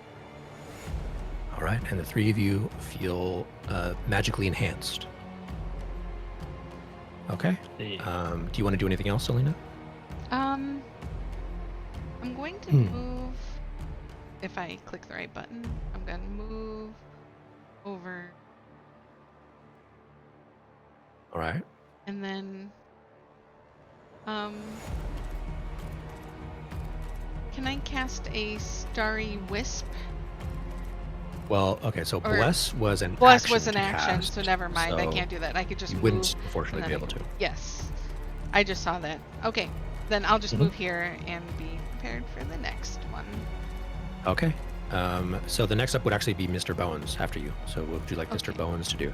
So if you want to use him as a combatant, it would be a good idea for you to have the skeleton monster stat block on a separate tab for you to refer to. Yeah, I was gonna ask you guys where I would. I have it here.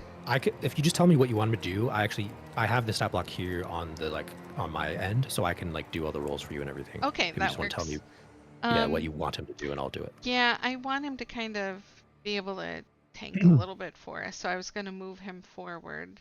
Sure. Attack that Nightblade. Okay, he's able to do that. So he steps forward, and he has a short sword. So he takes a swing at her. Cool.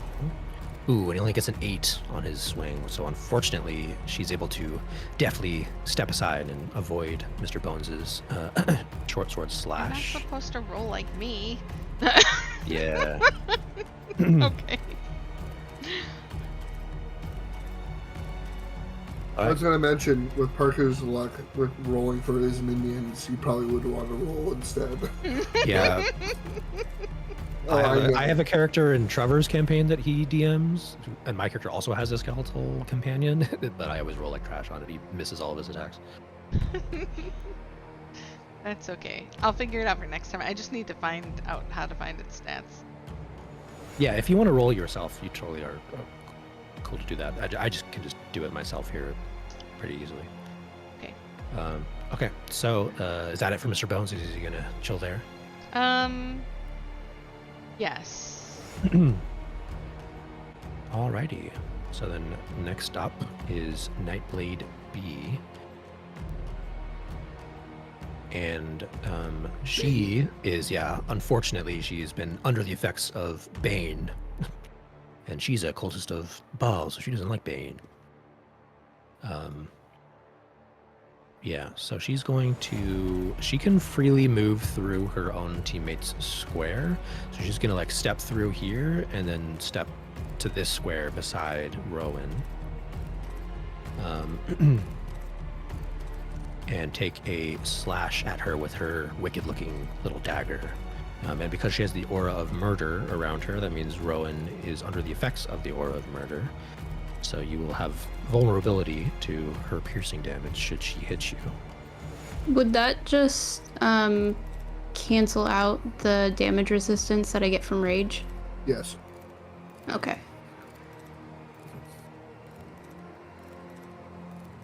Ooh, she only rolled a 12, and that's even without the Bane. So minus a D4 on top of that. I'm assuming that wouldn't hit, no matter what. It does not. Okay, so she slashes her wicked little dagger at you, but you are able to avoid it. She kind of screams out at you. You'll feel the slice of my dagger soon enough. Okay, and that's her turn. And then so next up is Nightblade A. They really all rolled exactly a 12. That's crazy. Wow. Okay, so the Nightblade A is next to Rowan, and she is going to do the same thing. She's still smiling creepily toward you, and there's like blood leaking out of the slash marks that you've driven into her with your battle axe. But she seems to be pushing through the pain. Maybe she even likes it. All right, she's going to slash at you. She's not baned. Ooh, she got a 17 to hit against you, Rowan. That hit. All right, so vulnerability means you. What does that mean? It means it's 2d4 plus 2 for the damage. Is that what that means? No, it's literally damage is doubled. Oh. What's known as then half, so it's normal damage. So you're literally just rolling a normal attack. Yeah. So, okay. So then, yeah, you just you take 5 slashing or 5 piercing damage as she shanks the dagger into your abdomen. And her smile grows even more dastardly. See, you can bleed. Okay, and that's her turn. Next up is the last Nightblade. And yeah, so she's gonna step through here out into this square. It's kind of cramped in this little area, but there is a square right there for her to step into outside the doorway. And she will also slash at you, Rowan. Bring it. Ooh, she only gets a 10 to hit, so I'm gonna assume that misses. It does. All right, she tries to stab her dagger into you, but you avoid it. And she kind of grunts in annoyance. How dare you? And then at the end of her turn, actually, from inside the bathhouse, you guys hear a door open, and another combatant enters the field. He sprints out. I have to hold on. I gotta add him to combat. And he got a. Oh, he did get 11. Wow. Wait. Hello. There we go. A man dressed in cultist robes steps out of this door back here and shouts, "I'm coming, sisters. We're having a little bit of fun, I see." And he's going to. I too am also coming.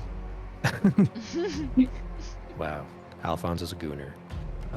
So the necromite of Merkul. Sorry, that was Raiden who said that. That was not Alphonse. All right, Raiden is a gooner. Always has been. So yeah, it's his turn. So he's going to stand back, and he's going to, from a ranged position through the doorway, he's going to cast. Actually, he's got a little bit of a weird angle, so he's going to actually walk around the pool of water right there, and cast from a distance Claws of the Grave, which is a ranged spell attack against Rowan. Cool. So it's a +5 to hit. Oh shit! 23 to hit you. Yep. All right. So that's gonna be 7 necrotic damage as he reaches out a hand and like a ghostly-looking skeletal claw flies towards you and then sinks into your shoulder. Ugh. Is that half? I forgot. Oh, that's right. Well, no, it's necrotic damage, so that's not half because it's not physical damage that you're taking. Oh. Yeah. So Rowan suffers 7 damage, and that's going to be his turn. So then last up Oops, I forgot to. Last up is Alphonse. All right, I'm gonna move here, and I'll target Nightblade B. Alrighty. See, maybe I'll target A. Okay. Yeah, A is the most hurt. In fact, the other two have not been hurt yet, but A has taken a pretty hefty amount of damage. 14 hits. They have 12 AC. Righty. Torch bow and sneak attack. Ooh. All right, that's more than enough to slay her. How do you kill this naked woman? Just trying to shoot an arrow at her head, but he looks down and fucking shoots her in the titty. Nice. All right, Like, your Can't arrow help but look. sinks into her breast and pierces through her heart, and she coughs up like a spittle of blood, and then she still has a creepy-looking smile on her face as she slinks down to the floor, just blood leaking out of her.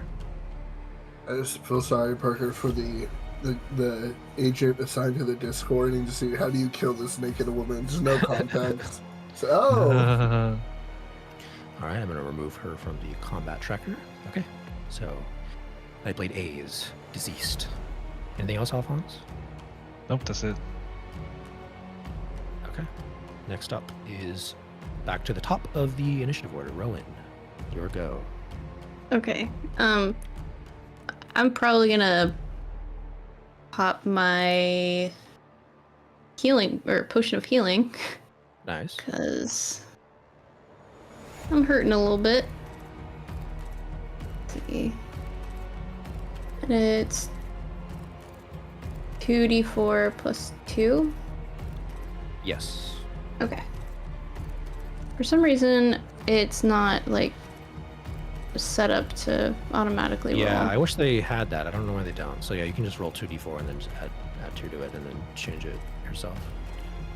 Or adjust your HP yourself.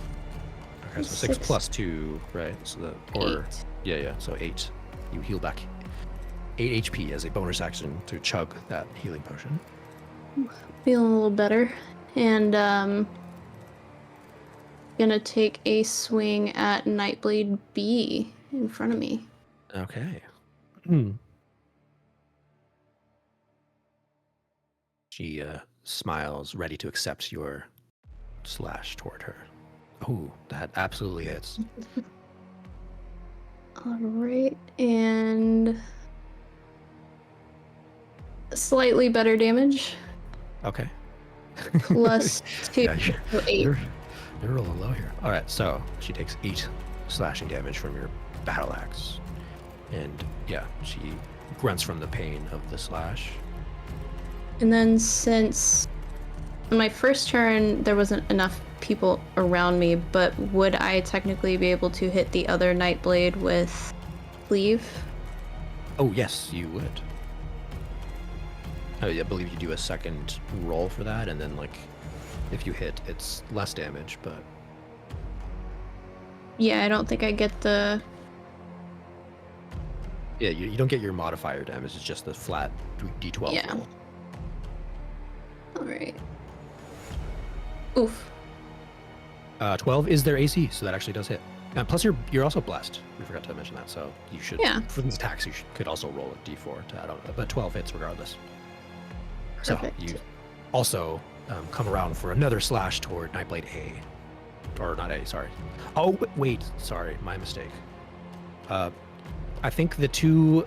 So A is already dead, so C is your only other target. They have to be standing next to each other. So Oh, C would have okay. to be standing, yeah, within 5 feet of your primary target. Okay. Then I I will... believe that's how that works. I think so too. I just had in my notes that it was within 5-foot reach, but it's, 5 foot. I probably... think it's 5 foot reach. It's within 5 foot reach of you as well, but it also needs to be standing like adjacent to your primary target that you hit. That makes sense. Okay, then that will be my turn. Okay. And yeah, so next up is Giles. So you see one of the naked women has been felled, but the other two are still there, and you hear the sound of another man inside, coming from inside there. Could you also actually, Giles, could you make a perception check for me, please? Oh boy. 17. Ooh, okay. So, beside you on this fountain, you hear a sound. You hear like flapping wings, but you don't see anything. And they fly off in the distance. It sounds like something invisible just flew away. I'm gonna mention that to the group. Y'all, I think I just heard something fly away. I couldn't see it, but well, let's deal with that when we have to. And I'm gonna just run up here next to Grush and just hang out in the square next to him. And I'm gonna just Starry Wisp C. Is that the one next to? Yeah. C. So I'll just roll it. 23 to hit. Wow. That definitely hits. Which one are you attacking? Sorry. C, and I do Okay. 7 damage. All right. She, what does your Starry Wisp look like? It's like a musical note, like a nice, Yeah. like golden yellow, like musical note that just hits them in the face. All right. It slams across her face that's still wet from the water that she was soaking in the tub, and she takes it knocks her ringer, and she looks discombobulated from that. Discombobulated. All right, and I'll just have my turn there. Keep it short and simple. Okay. Next up is Grush. Yeah, so Grush seeing one already down and one taking some damage. Doesn't feel too threatened yet, so he's going to save most of his firepower, and he's just going to look and fire off another Sorcerer's Burst onto whichever one already took damage. Is that I can't see the letters under that. Is that Yes, C? you should be able to click on their tokens. And Oh, it'll there, yeah, bring them up. yeah. So yeah, C has taken damage, and B they've both taken damage. Oh, yeah, I'll aim for C. Cool. Sorcerer's Burst. This time, just because he likes just keeping it. Oh, sorry, that I did not mean to roll that. That's the damage dice. I was trying to hover over that's fine. to see the things. He's doing poison damage just because why not? So Okay. roll the hit. 15 to hit plus that hits her. D4. All right, Yeah, plus and then, even without the D4, that still hits. and then 6 damage. Okay. Poison damage. What does your That's- poison damage look like as you kill her?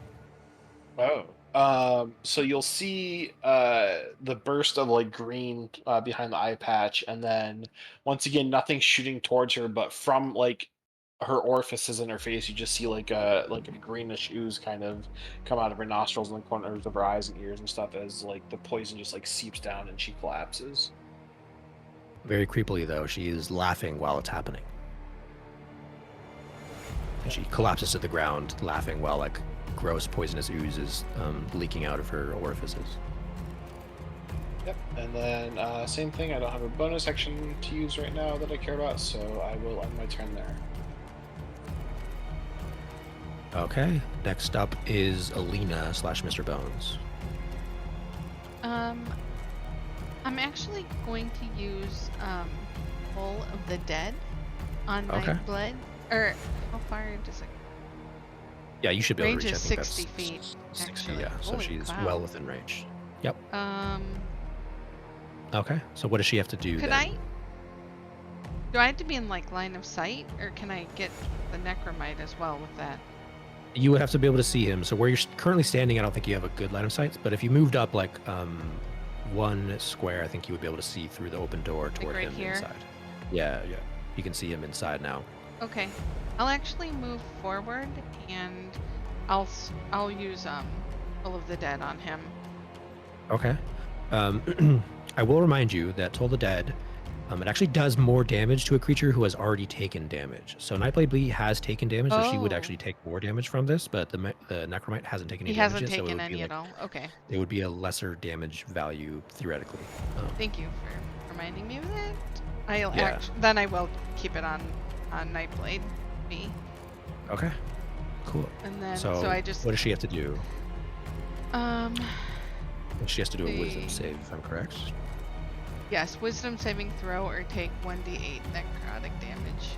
Okay, well, because she's already been hurt, it's actually a d12 necrotic damage. Yeah, I was just getting there. If it takes, then it's Yeah. 12. Okay, so I'm going to roll a wisdom save for her. And she's baned, so she actually gets a -3, or minus a d4, rather, to this roll. So let me roll a d4. I'll just physically roll. Let's go, once. Bane being useful. The one baned enemy actually is being used. I only rolled a 1 though, so total is 12 for her wisdom save. What is your save DC? It should say that. Save wisdom 13.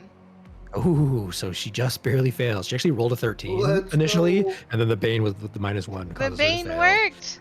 Let's go. All right. Bane did You're a something. winner. So, go ahead and roll a d12 for me, please. 'Cause I don't think there's an option for you to like click a d12 there, so you might have no, to just it like says manually, D8. yeah, just manually roll a d12. Where is the? Oh, there it is.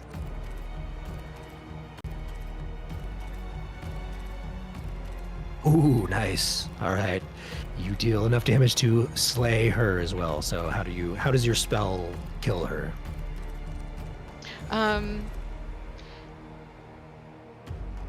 A bell starts to toll, and you actually can like see like the reverberating like around her body, and then all this like her skin just starts to slowly like melt away and dissolve as it dies, and then she just Ooh. falls to the floor.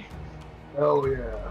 She's a smoking corpse, a smoking husk, as she collapses to the floor, and her like final words are, You're like the other joke. "Hell, I see you. Wrap me in your embrace." And then she falls to the floor.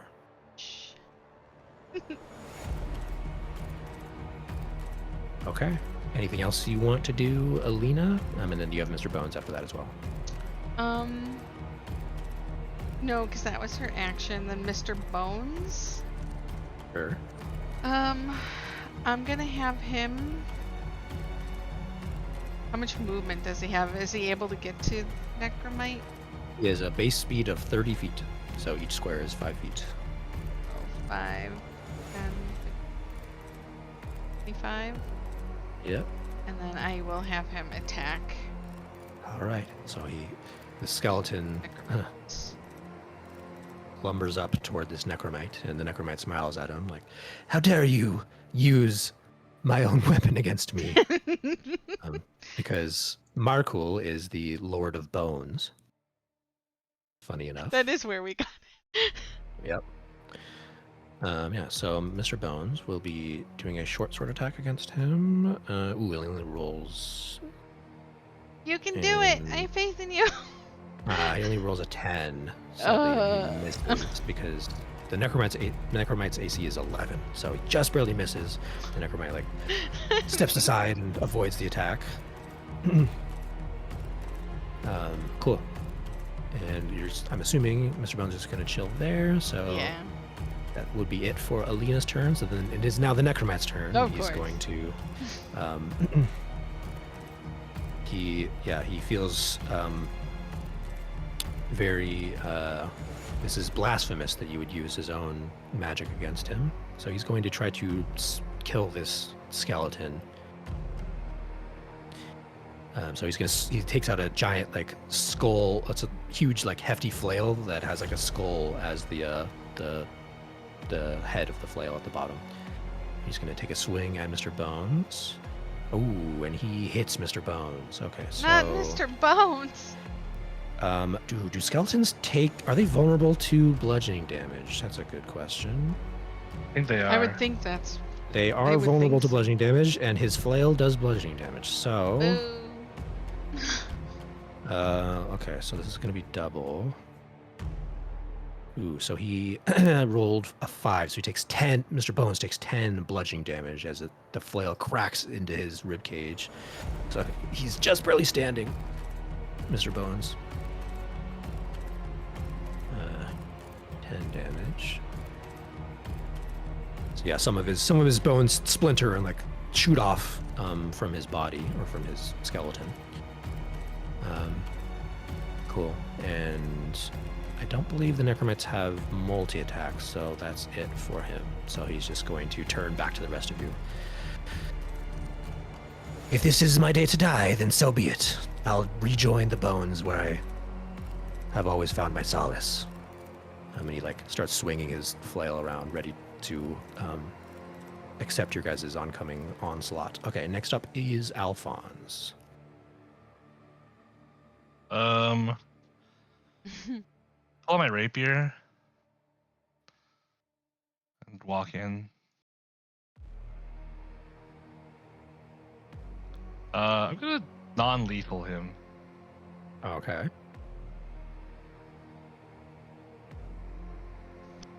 So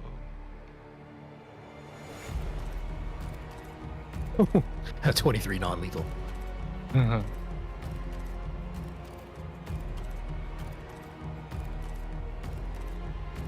13 points of damage.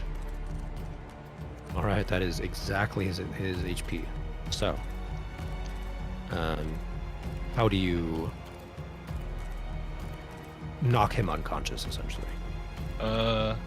It'd make more sense if I was over here. I just kind of, as he's dealing with the Mr. Bones, I sneak in quickly, and with the butt of the rapier, just smack him in the back of the neck and knock him out. All right. And he falls and then like flips down into the water of the bath, unconscious. He's like laying I'll face pull him up. up though, so he doesn't okay. he doesn't choke. But yeah, he's I'll pull him floating out in of the water and just like drag him. All right. Okay, so that is the end of this combat then. Start searching his pockets. All right, so let me end the combat music and bring back this music. Okay, so you guys killed three more Nightblades, and you now have an unconscious Necromite of Mirkul. Okay, so Alphonse starts searching through his pockets. What does he find? I don't think he has anything special on him. His pockets are empty, but he has his flail. That's it. I'm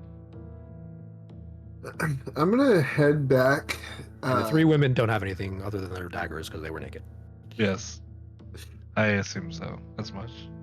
I'm gonna head back to where I saw that or heard that thing fly away. I'm gonna look around and see if I can potentially find something. Okay. And you walk down to the fountain. You see, because Grush inspected this earlier, you just see what Grush saw. It's just a regular fountain of a nymph who's pouring water out of a basin. You don't see anything peculiar. Okay. And I'll head back to the group, and I'll just make a mention that we ran into Ball's followers and vertical followers, so Bane's probably around somewhere.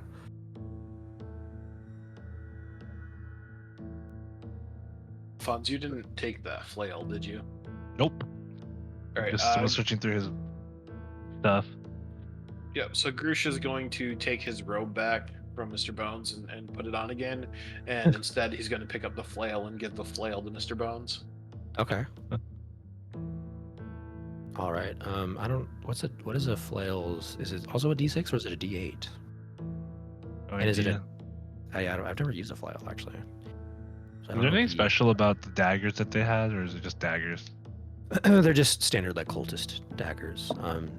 I guess you would see the insignia of Baal, his likeness, etched into the hilt of it in a sort of ritualistic fashion.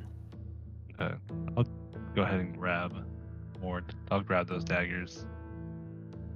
Alrighty. So you can add 3 daggers to your inventory. Okay, Mr. Bones. I gotta look up a flail here. Yeah. didn't know if he'd be able to keep it once he transformed back into a bone or anything. I just thought Yeah, it'd it be would. funny to It have would him- probably just like fall to the ground, I assume. Yeah. So I typed in flail in D&D Beyond, and it's giving me everything except for the actual freaking flail. D&D Beyond is like, it's so hard to find stuff. Search feature, like it's actually not good at all. So I think the flail would be in the player's handbook. I don't know where the equipment stuff is though. Weapons. Bludgeoning. So a flail is It's a ooh, martial. it's a martial weapon. I don't know if skeletons have martial training. I don't think they. Oh, a short sword is a martial, so yeah, I guess they do. Okay, so a flail is it's a D8 bludgeoning.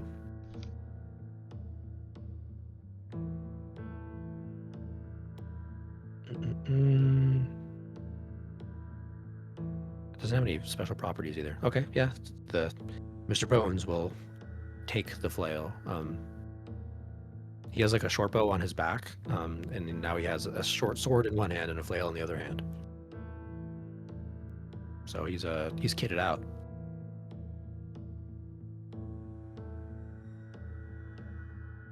Okay, what do you guys want to do? Oh, actually, sorry for one thing. There's like a description of what you guys see now that you're inside this room. Sorry. The walls of this 20-foot high pillared chamber are adorned with frescoes of bathing royalty. Natural light streams through stained glass windows, but it's kind of gloomy outside, so the light is pretty faint, creating colorful patterns on the tiles of polished blue marble that cover the floor. 3 shallow sunken pools contain scintillating perfumed scented water. White marble benches bearing stacks of dry towels are situated near the pools, each of which comes equipped with a pair of brass faucets. Okay. I'm gonna walk into this room.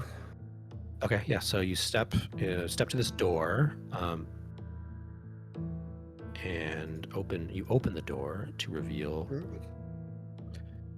Oh, there's someone inside there. You see someone dressed in servant's clothes is like hiding in the corner during all the commotion outside. It's a woman. Just playing with people. She goes. She puts up her hands immediately. I don't mean any harm. oh, don't worry, ma'am. We're not them cultists. We took care of them, and I'll point back to the group, and I'll be like, "You're safe now. You should probably get out of here, in case more of them show up." You see anything? Wait, before you go, I'll put my hand up. Before you go, did you see anything weird? Hear anything weird about before we showed up? Before all this commotion? I'm gonna try to like persuade her if she's holding information. Yeah, so go ahead and roll a persuasion check. She seems like she's reticent to talk to you. That's a 25. Okay. Yeah, she seems kind of sheepish, but then finally says, yes, my name is Jabaz. Jabaz is how that's spelled. My name is Jabaz.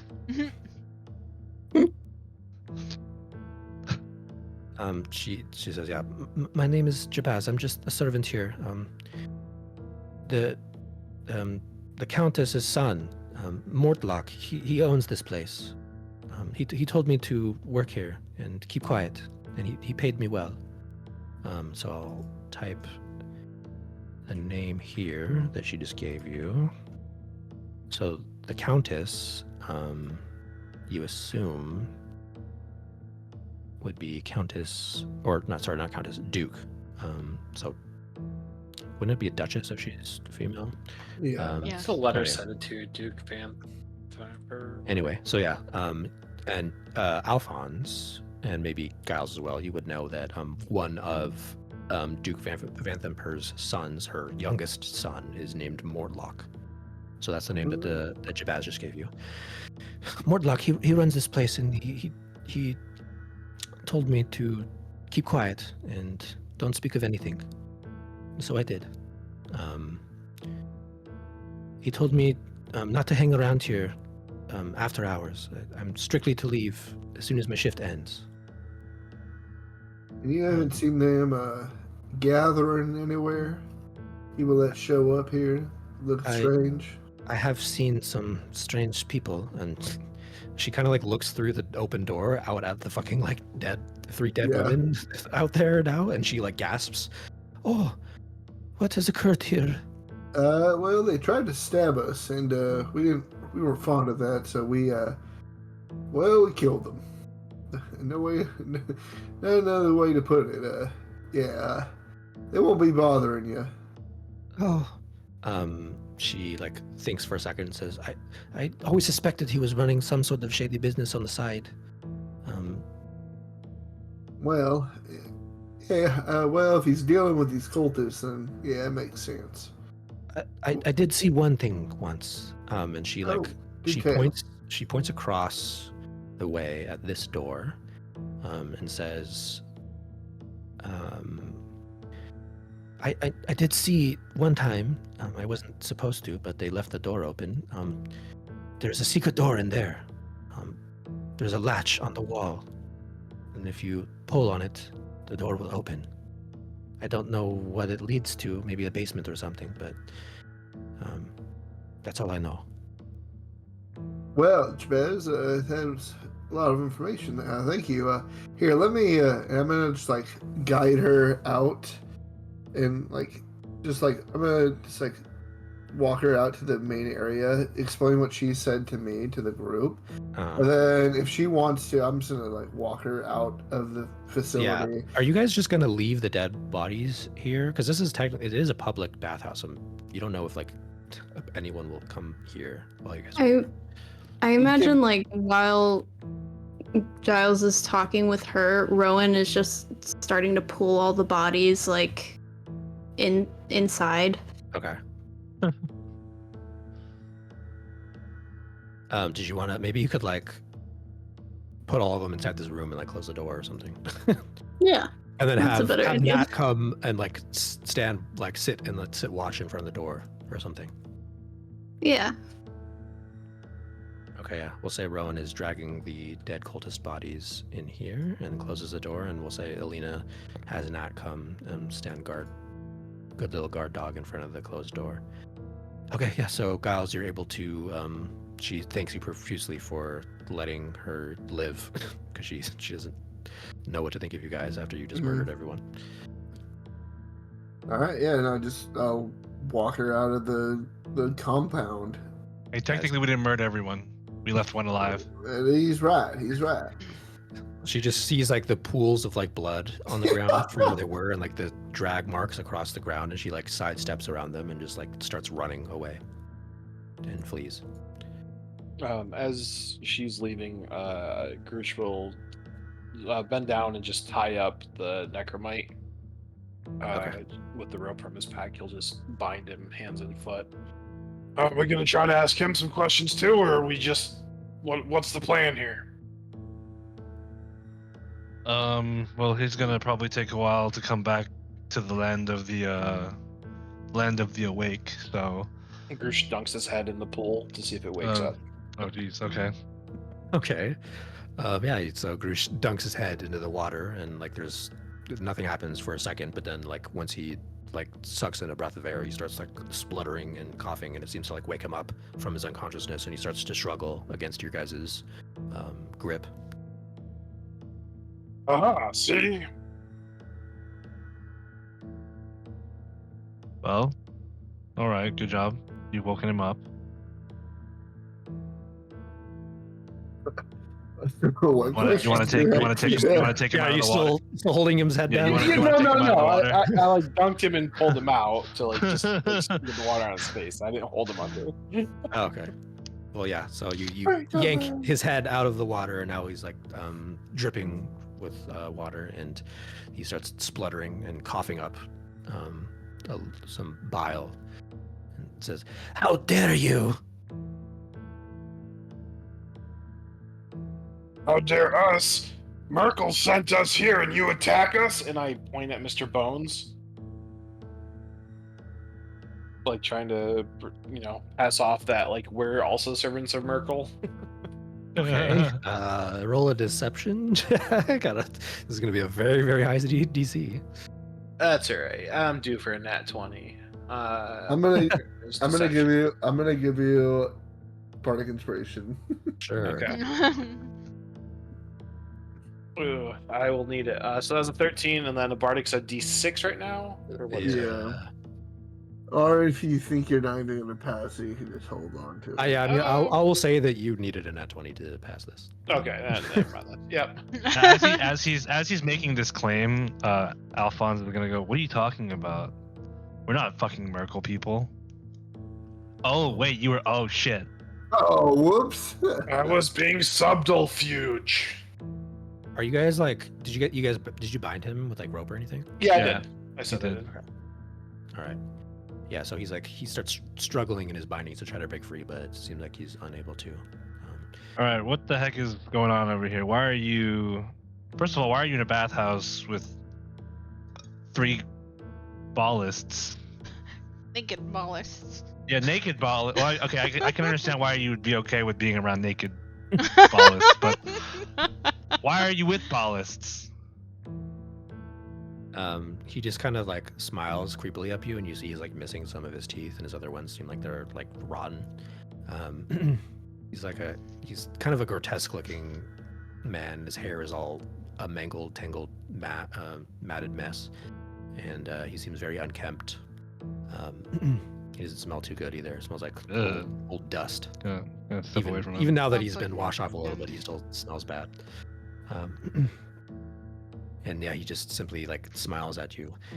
You'll learn in due time. I guarantee it.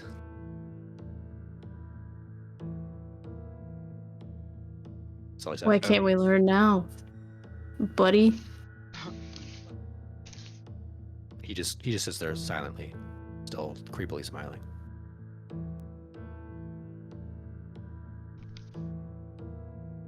Anyone think torture would work on him, or do you think we should just send him up to the great beyond? I'm gonna walk up to him and kind of like just drop like the air, just not nicety, but formality that Giles usually has. And I'm just gonna tell him, tell us what we need to know down there. We know about your hideout. Give us the information we need, and we might spare you. I'm gonna just try to intimidate him. I'm gonna speak in like a heavier voice than normal Giles. Okay, I'm gonna say you're gonna have to do this at disadvantage, even still. Like he does not want to talk to you guys, or maybe has been commanded not to.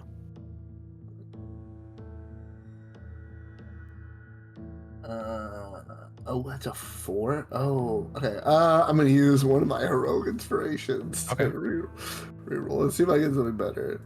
Yeah, so this would be a reroll of one of your dice. So it would just be a flat. A flat d20, a flat intimidation check. Oh, should I just roll then? Now then. Yeah, just roll. Yeah, just roll Okay. one standard intimidation. That's a 24. Oh. Okay. It's not a nat 20, which is what I was actually looking for still, but maybe you can get something. So what did you say? Sorry. I just want to know if you could tell us anything about what's down there, so we don't go walking blind to a trap or like a bunch of fucking cultists that's gang up on us. I want to see if I can get any information out of this guy.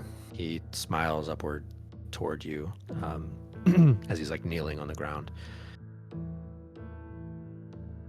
You'll find out once you go down there, won't you? Plenty of dangers await. I'm gonna ask the group: is everyone okay if I just stab him? If you don't, I will. Well, make the mess outside. Don't do it here. Okay. I guess. Oh, I'll be like, I'll look at them like I'm going to kill this guy. Like he's. Let's have him lead us down in case there's traps. Oh, you're right. Okay. This is why you're Sounds the good. brains of the operation. And That's I me. guess we'll take him, and you can lead him forward. Okay. Is this door locked or I unlocked? do have detect magic. That door is unlocked because he opened it when he initially entered into Okay. combat. Can you Well, ritually enter- cast detect magic? Like, should we just wait for her to ritually cast it, and then like, how long does it last? Is it like an hour where you can, or is it Yeah, 10 what minutes? does 10 detect magic do? minutes. Concentration up say- to 10 minutes. And you can cast it ritually, I'm assuming. Yes. I say we wait 10 minutes, and then we go in case there's any like magical alarms or anything. Well, I'm looking first to see if there's can I investigate his room to see if there's any entrance or anything? Yeah. I think what Giles was we- saying is like before you even stepped in that door, there could be like an alarm or something. But Yeah. Alphonse already stepped in, so when you step in, nothing seems to happen, or you don't sense anything happening. So Alphonse, yeah, you can roll me an investigation if you're like, are you gonna search like the walls? Because the servant told you Yeah, that there was a I'm just- latch on the wall. Yeah, I'll search around. Alina, are you going to like? Are we gonna chill for 10 minutes? Yeah, first, Alina, what though? did you want to do? Yeah, I can cast it as a ritual. I don't know how to mark that on my sheet though. You don't just say you don't. you just say Oh, I'm okay. casting it, and because you're casting it ritually, you don't have to expend any resources to do it. It's also a free cast, but it just Okay. takes 10 minutes to cast it Okay. rather than instantly casting. Then yes, I will do that. Casting. Okay, so while Alina is sitting there, like, in the process of casting her spell, Alphonse, you can go ahead and roll me an investigation check. Okay, you did. You got a 14.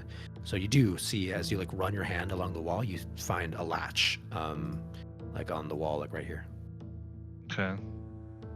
Do I see any traps that might be hooked onto anything or? No, it doesn't seem to be trapped. Okay. Anything else in this room that there's just literally his bed and this latch? Yeah, it's not a bed. It's a massage table. Oh, okay. I guess I will go ahead and open the latch. Okay. What we Is have. anyone else doing anything while Yeah, Alphonse Grush. is? Grush is. I don't know if there's like a closed sign I can put up on these doors or anything, but I'm gonna attempt to like lock them and put like some Okay. type of close to the bubble. Yeah, I'll or say- whatever. I'll say the lock. You would need a key to be able to lock it, but maybe you could like these are stone benches here, so maybe you could like drag one of the benches and place it behind the door to keep Okay. it from being open because it doesn't. Yeah, it they opens swung inward. inwards. Yeah. Okay. Rowan, you want to give me a hand here? You got it. Do any of you Drag have any them. magics to clean up the blood? I Nope. have prestidigitation. Could Rowan and Grush give me athletics checks, please, to drag this heavy stone slab over? I can Stone clean. bench. I can clean a surface or an object. Rowan, If you're I just- still. Sorry, you're raged last 10 minutes, so you might still be raging, so you would have advantage on this athletics check. Okay. Cool. All right, Giles, what were you saying? I thought. I'm just gonna call it presto because it makes it easier for me. Presto. Prestidigitation. I can clean this blood, right?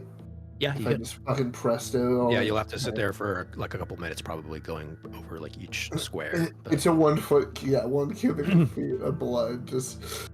I'm just cleaning it like I'm using Yeah. a So- Swiffer. So while Alina is ritually casting her detect magic, Giles will sit there and like cast prestidigitation on each of the squares to try to hide the blood, or to clean away the blood stain. And then I'll finish off to make sure I don't have any on me. All right. Cool. So you guys rolled your athletics, and so you're both able to successfully drag one of the after Giles like cleans up all the blood from the outside where they died, like in the grass area, we'll say. After that's cleared away, then you guys will drag one of the stone benches over and place it behind the door so that it can't be opened, or at least it can't be opened easily. Nice.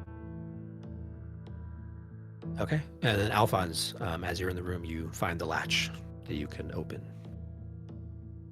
Or Right. pull on, rather, to open the secret door. I'll go ahead and open it for now and see if I can. Okay. What's- So you pull open the secret door, and it was like, now that you found the latch, you actually notice that there's like a groove along where the door is in the wall. You wouldn't have noticed it if you didn't know to look for it. And then it reveals a little alcove with like a stairwell descending down into darkness. All right. I'll walk out and say, I found the secret entrance. I knew you could do it. Thank you. Good to Thank you for know. believing in me. Can you see anything down there? No, I don't have dark vision. That's when I'm gonna pull out the first time you guys have seen it. My neat little lantern, my hooded lantern. Nice. And I'm going to. I guess you need oil. I do have oil. I'm gonna light it. Okay. Just Yeah, so you that- don't have to keep track of oil or whatever. I don't care. We'll just say you always have enough for it. I have a torch. Grush will also cast dancing lights, and you'll see 4 globules of. All right, you guys are just lighting up like a parade as you go down. Yep. Yeah, the reason I was No stealth mentioning it. whatsoever. Yeah, the reason I was mentioning is my lantern can technically give us stealth, is because I can cover it. Yeah, it's like a Which flashlight. means- You can turn it off. So Oh, like, okay. I can dismiss that and then. I'll always have an open hand. So basically, what it does is it just lights up a cone from me in light. So wherever I'm looking, it'll be like lit up, and also I can hide it or like I can cover it, so we can still stay stealthy. Yeah, that's fine. If it's enough light, I can dismiss my dancing lights. It's just a cantrip. I don't mind. I just didn't know if it'd be enough to get the whole party down there seeing stuff. It's also to give. Also, he's ahead of us, so. It's also to give, potentially Alphonse better hiding opportunities because he'll be in darkness. Yeah. What did Grush's dancing light look like? They were just little. They're little stars from the Mario Brothers movie. The little sad one in the cage. I just that character I love so much. There's 4 of them, and then also what I could do is I could combine them behind the group. Since they give a 10-foot dim light radius, so that it'd be like it'd be a little figure walking behind us that like lights up the back of our party. Okay. But I don't know if that gives away stealth too, though. I'll just dismiss them. It would if someone was like sneaking up behind you, but yeah, I'll just dismiss them. Okay. So you bring these happy little stars into existence, and they're smiling, and then you snap your fingers and they disappear, and they shriek as they disappear. Ah! The sweet release of death, it's finally here. Yeah, exactly. I'm gonna kind of like trying not to distract her from her ritual, but I'm gonna kind of nudge Alina and be like, man, imagine not being able to see it in the dark.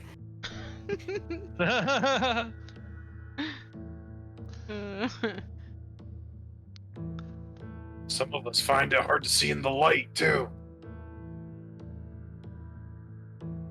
Grush just always has to remind people that he's missing an eye. Every opportunity. Every opportunity. Okay, so yeah, the 10 minutes passes. I didn't hear it, so it doesn't affect me. Alina, you finish your casting of Detect Magic, and the only magic you sense in this area is like any sort of magic items that your party members already have. Yeah, as you like walk over into the room, you don't sense anything. Okay. What about over where he had heard something fly away? Okay, yeah, that was on this fountain down here. You can go over there real quickly. Although, actually, no, you can't. I because can't. They blocked the door. They blocked the door with the. You could have them try to move it aside. They're trying to hide information from. Is that a window down there? She could just look. Yeah, out these of are all it. stained glass windows. These are all stained glass windows, so you can't open them. They're just decorative. Okay, can I open that window? Am I close enough to? Well, you can't open it. It's a stained glass portrait. You could shatter the window, but then that would leave an open, shattered window.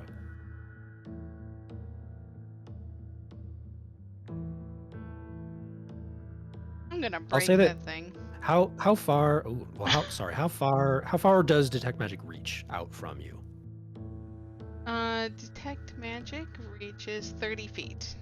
Okay, so even while you're standing there, you would know whether you sensed something magical out there. Oh, so okay. even if you're behind a wall, you would still sense it, I think. Oh, okay.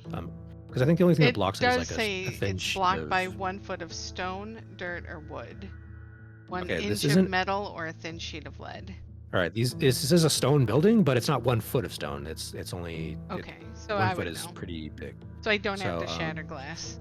So yeah, you don't have to shatter anything. Okay. You could tell from where you're standing that there is nothing magical about this fountain.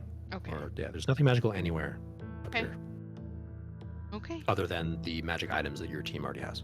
Okay, so I just let everybody know, like, according to everything, there's nothing magical other than everything that we're holding that we know already to be magical. So we can push on if you would. And then as you guys are about to do this, the necromite, he goes limp and falls down into the water.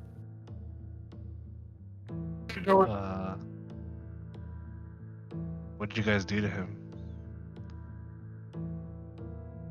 I'm over here. I didn't do I anything. didn't do anything. He splashes down into the water and he's just like Mr. head face down into the water, just floating. But I think if we don't pick him back up, he's gonna be out of our problems anyway. I'm gonna pull him out. Okay, you drag him out and like flip him over, and you see he has like a wicked smile on his face, and there's like foam gurgling out of his mouth, and his eyes are staring up lifeless. Well, that's not good. Gonna check his vitals to see if he killed himself. Yeah, his heart has stopped. Oh, interesting. I guess he was hiding some cyanide pills. Grush gathers his rope back. Well, Are we alright. sure he's dead? Yeah. He's dead. yeah, he seems pretty fucking dead. I mean, would you like to? I mean, Would you like to take his pulse? There's plenty of herbs that will make people seem dead. Doesn't mean he's gonna stay that way. Well, here. How about you check? How about you check it out, Alina? See if he's taken said Sure, herb. Alphonse, I'll take care of it. Why don't you hand me one of the knives from the Night Blades? Sure. Here you go. He hands you one of the knives. I lean over and I slit his throat. He's not coming back. And then I hand it back to you. Okay. Yeah, when you slit his throat, blood leaks out, but also there's like foamy substance that is bubbling out of it as well. Well, No? that's a way to. That's one way to make sure that someone's dead. Yeah. I thought she was nice and sweet and innocent, but my gosh, she's got that ruthless. I'm streak. also protective. I'm not letting anything happen to my people. Death is just and part you of guys the are my people. cycle of life and nature, you know. I'm not Yeah. leaving anyone behind that could possibly hurt us. I like your style, Alina. All right. Do you guys want to drag this now dead corpse into the room of other dead corpses? I Yeah. don't know. Oh. Nat didn't have that big of a breakfast. Nat is not eating that. Probably Dusty. I'll probably drag him Okay. over into the room. Nice. I assume Giles will then prestidigitation the new blood smears on the ground from this guy.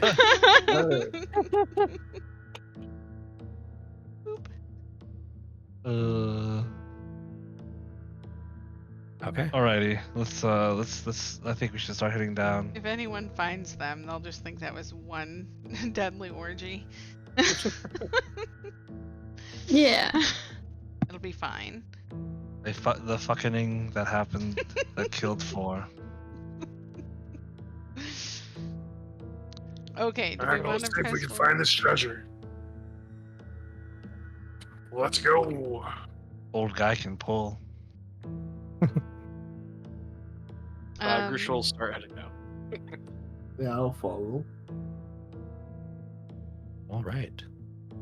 Okay, so it is Sure. 7. It is almost 8 p.m. here, which would be like our standard stopping time. Do you guys want to stop here?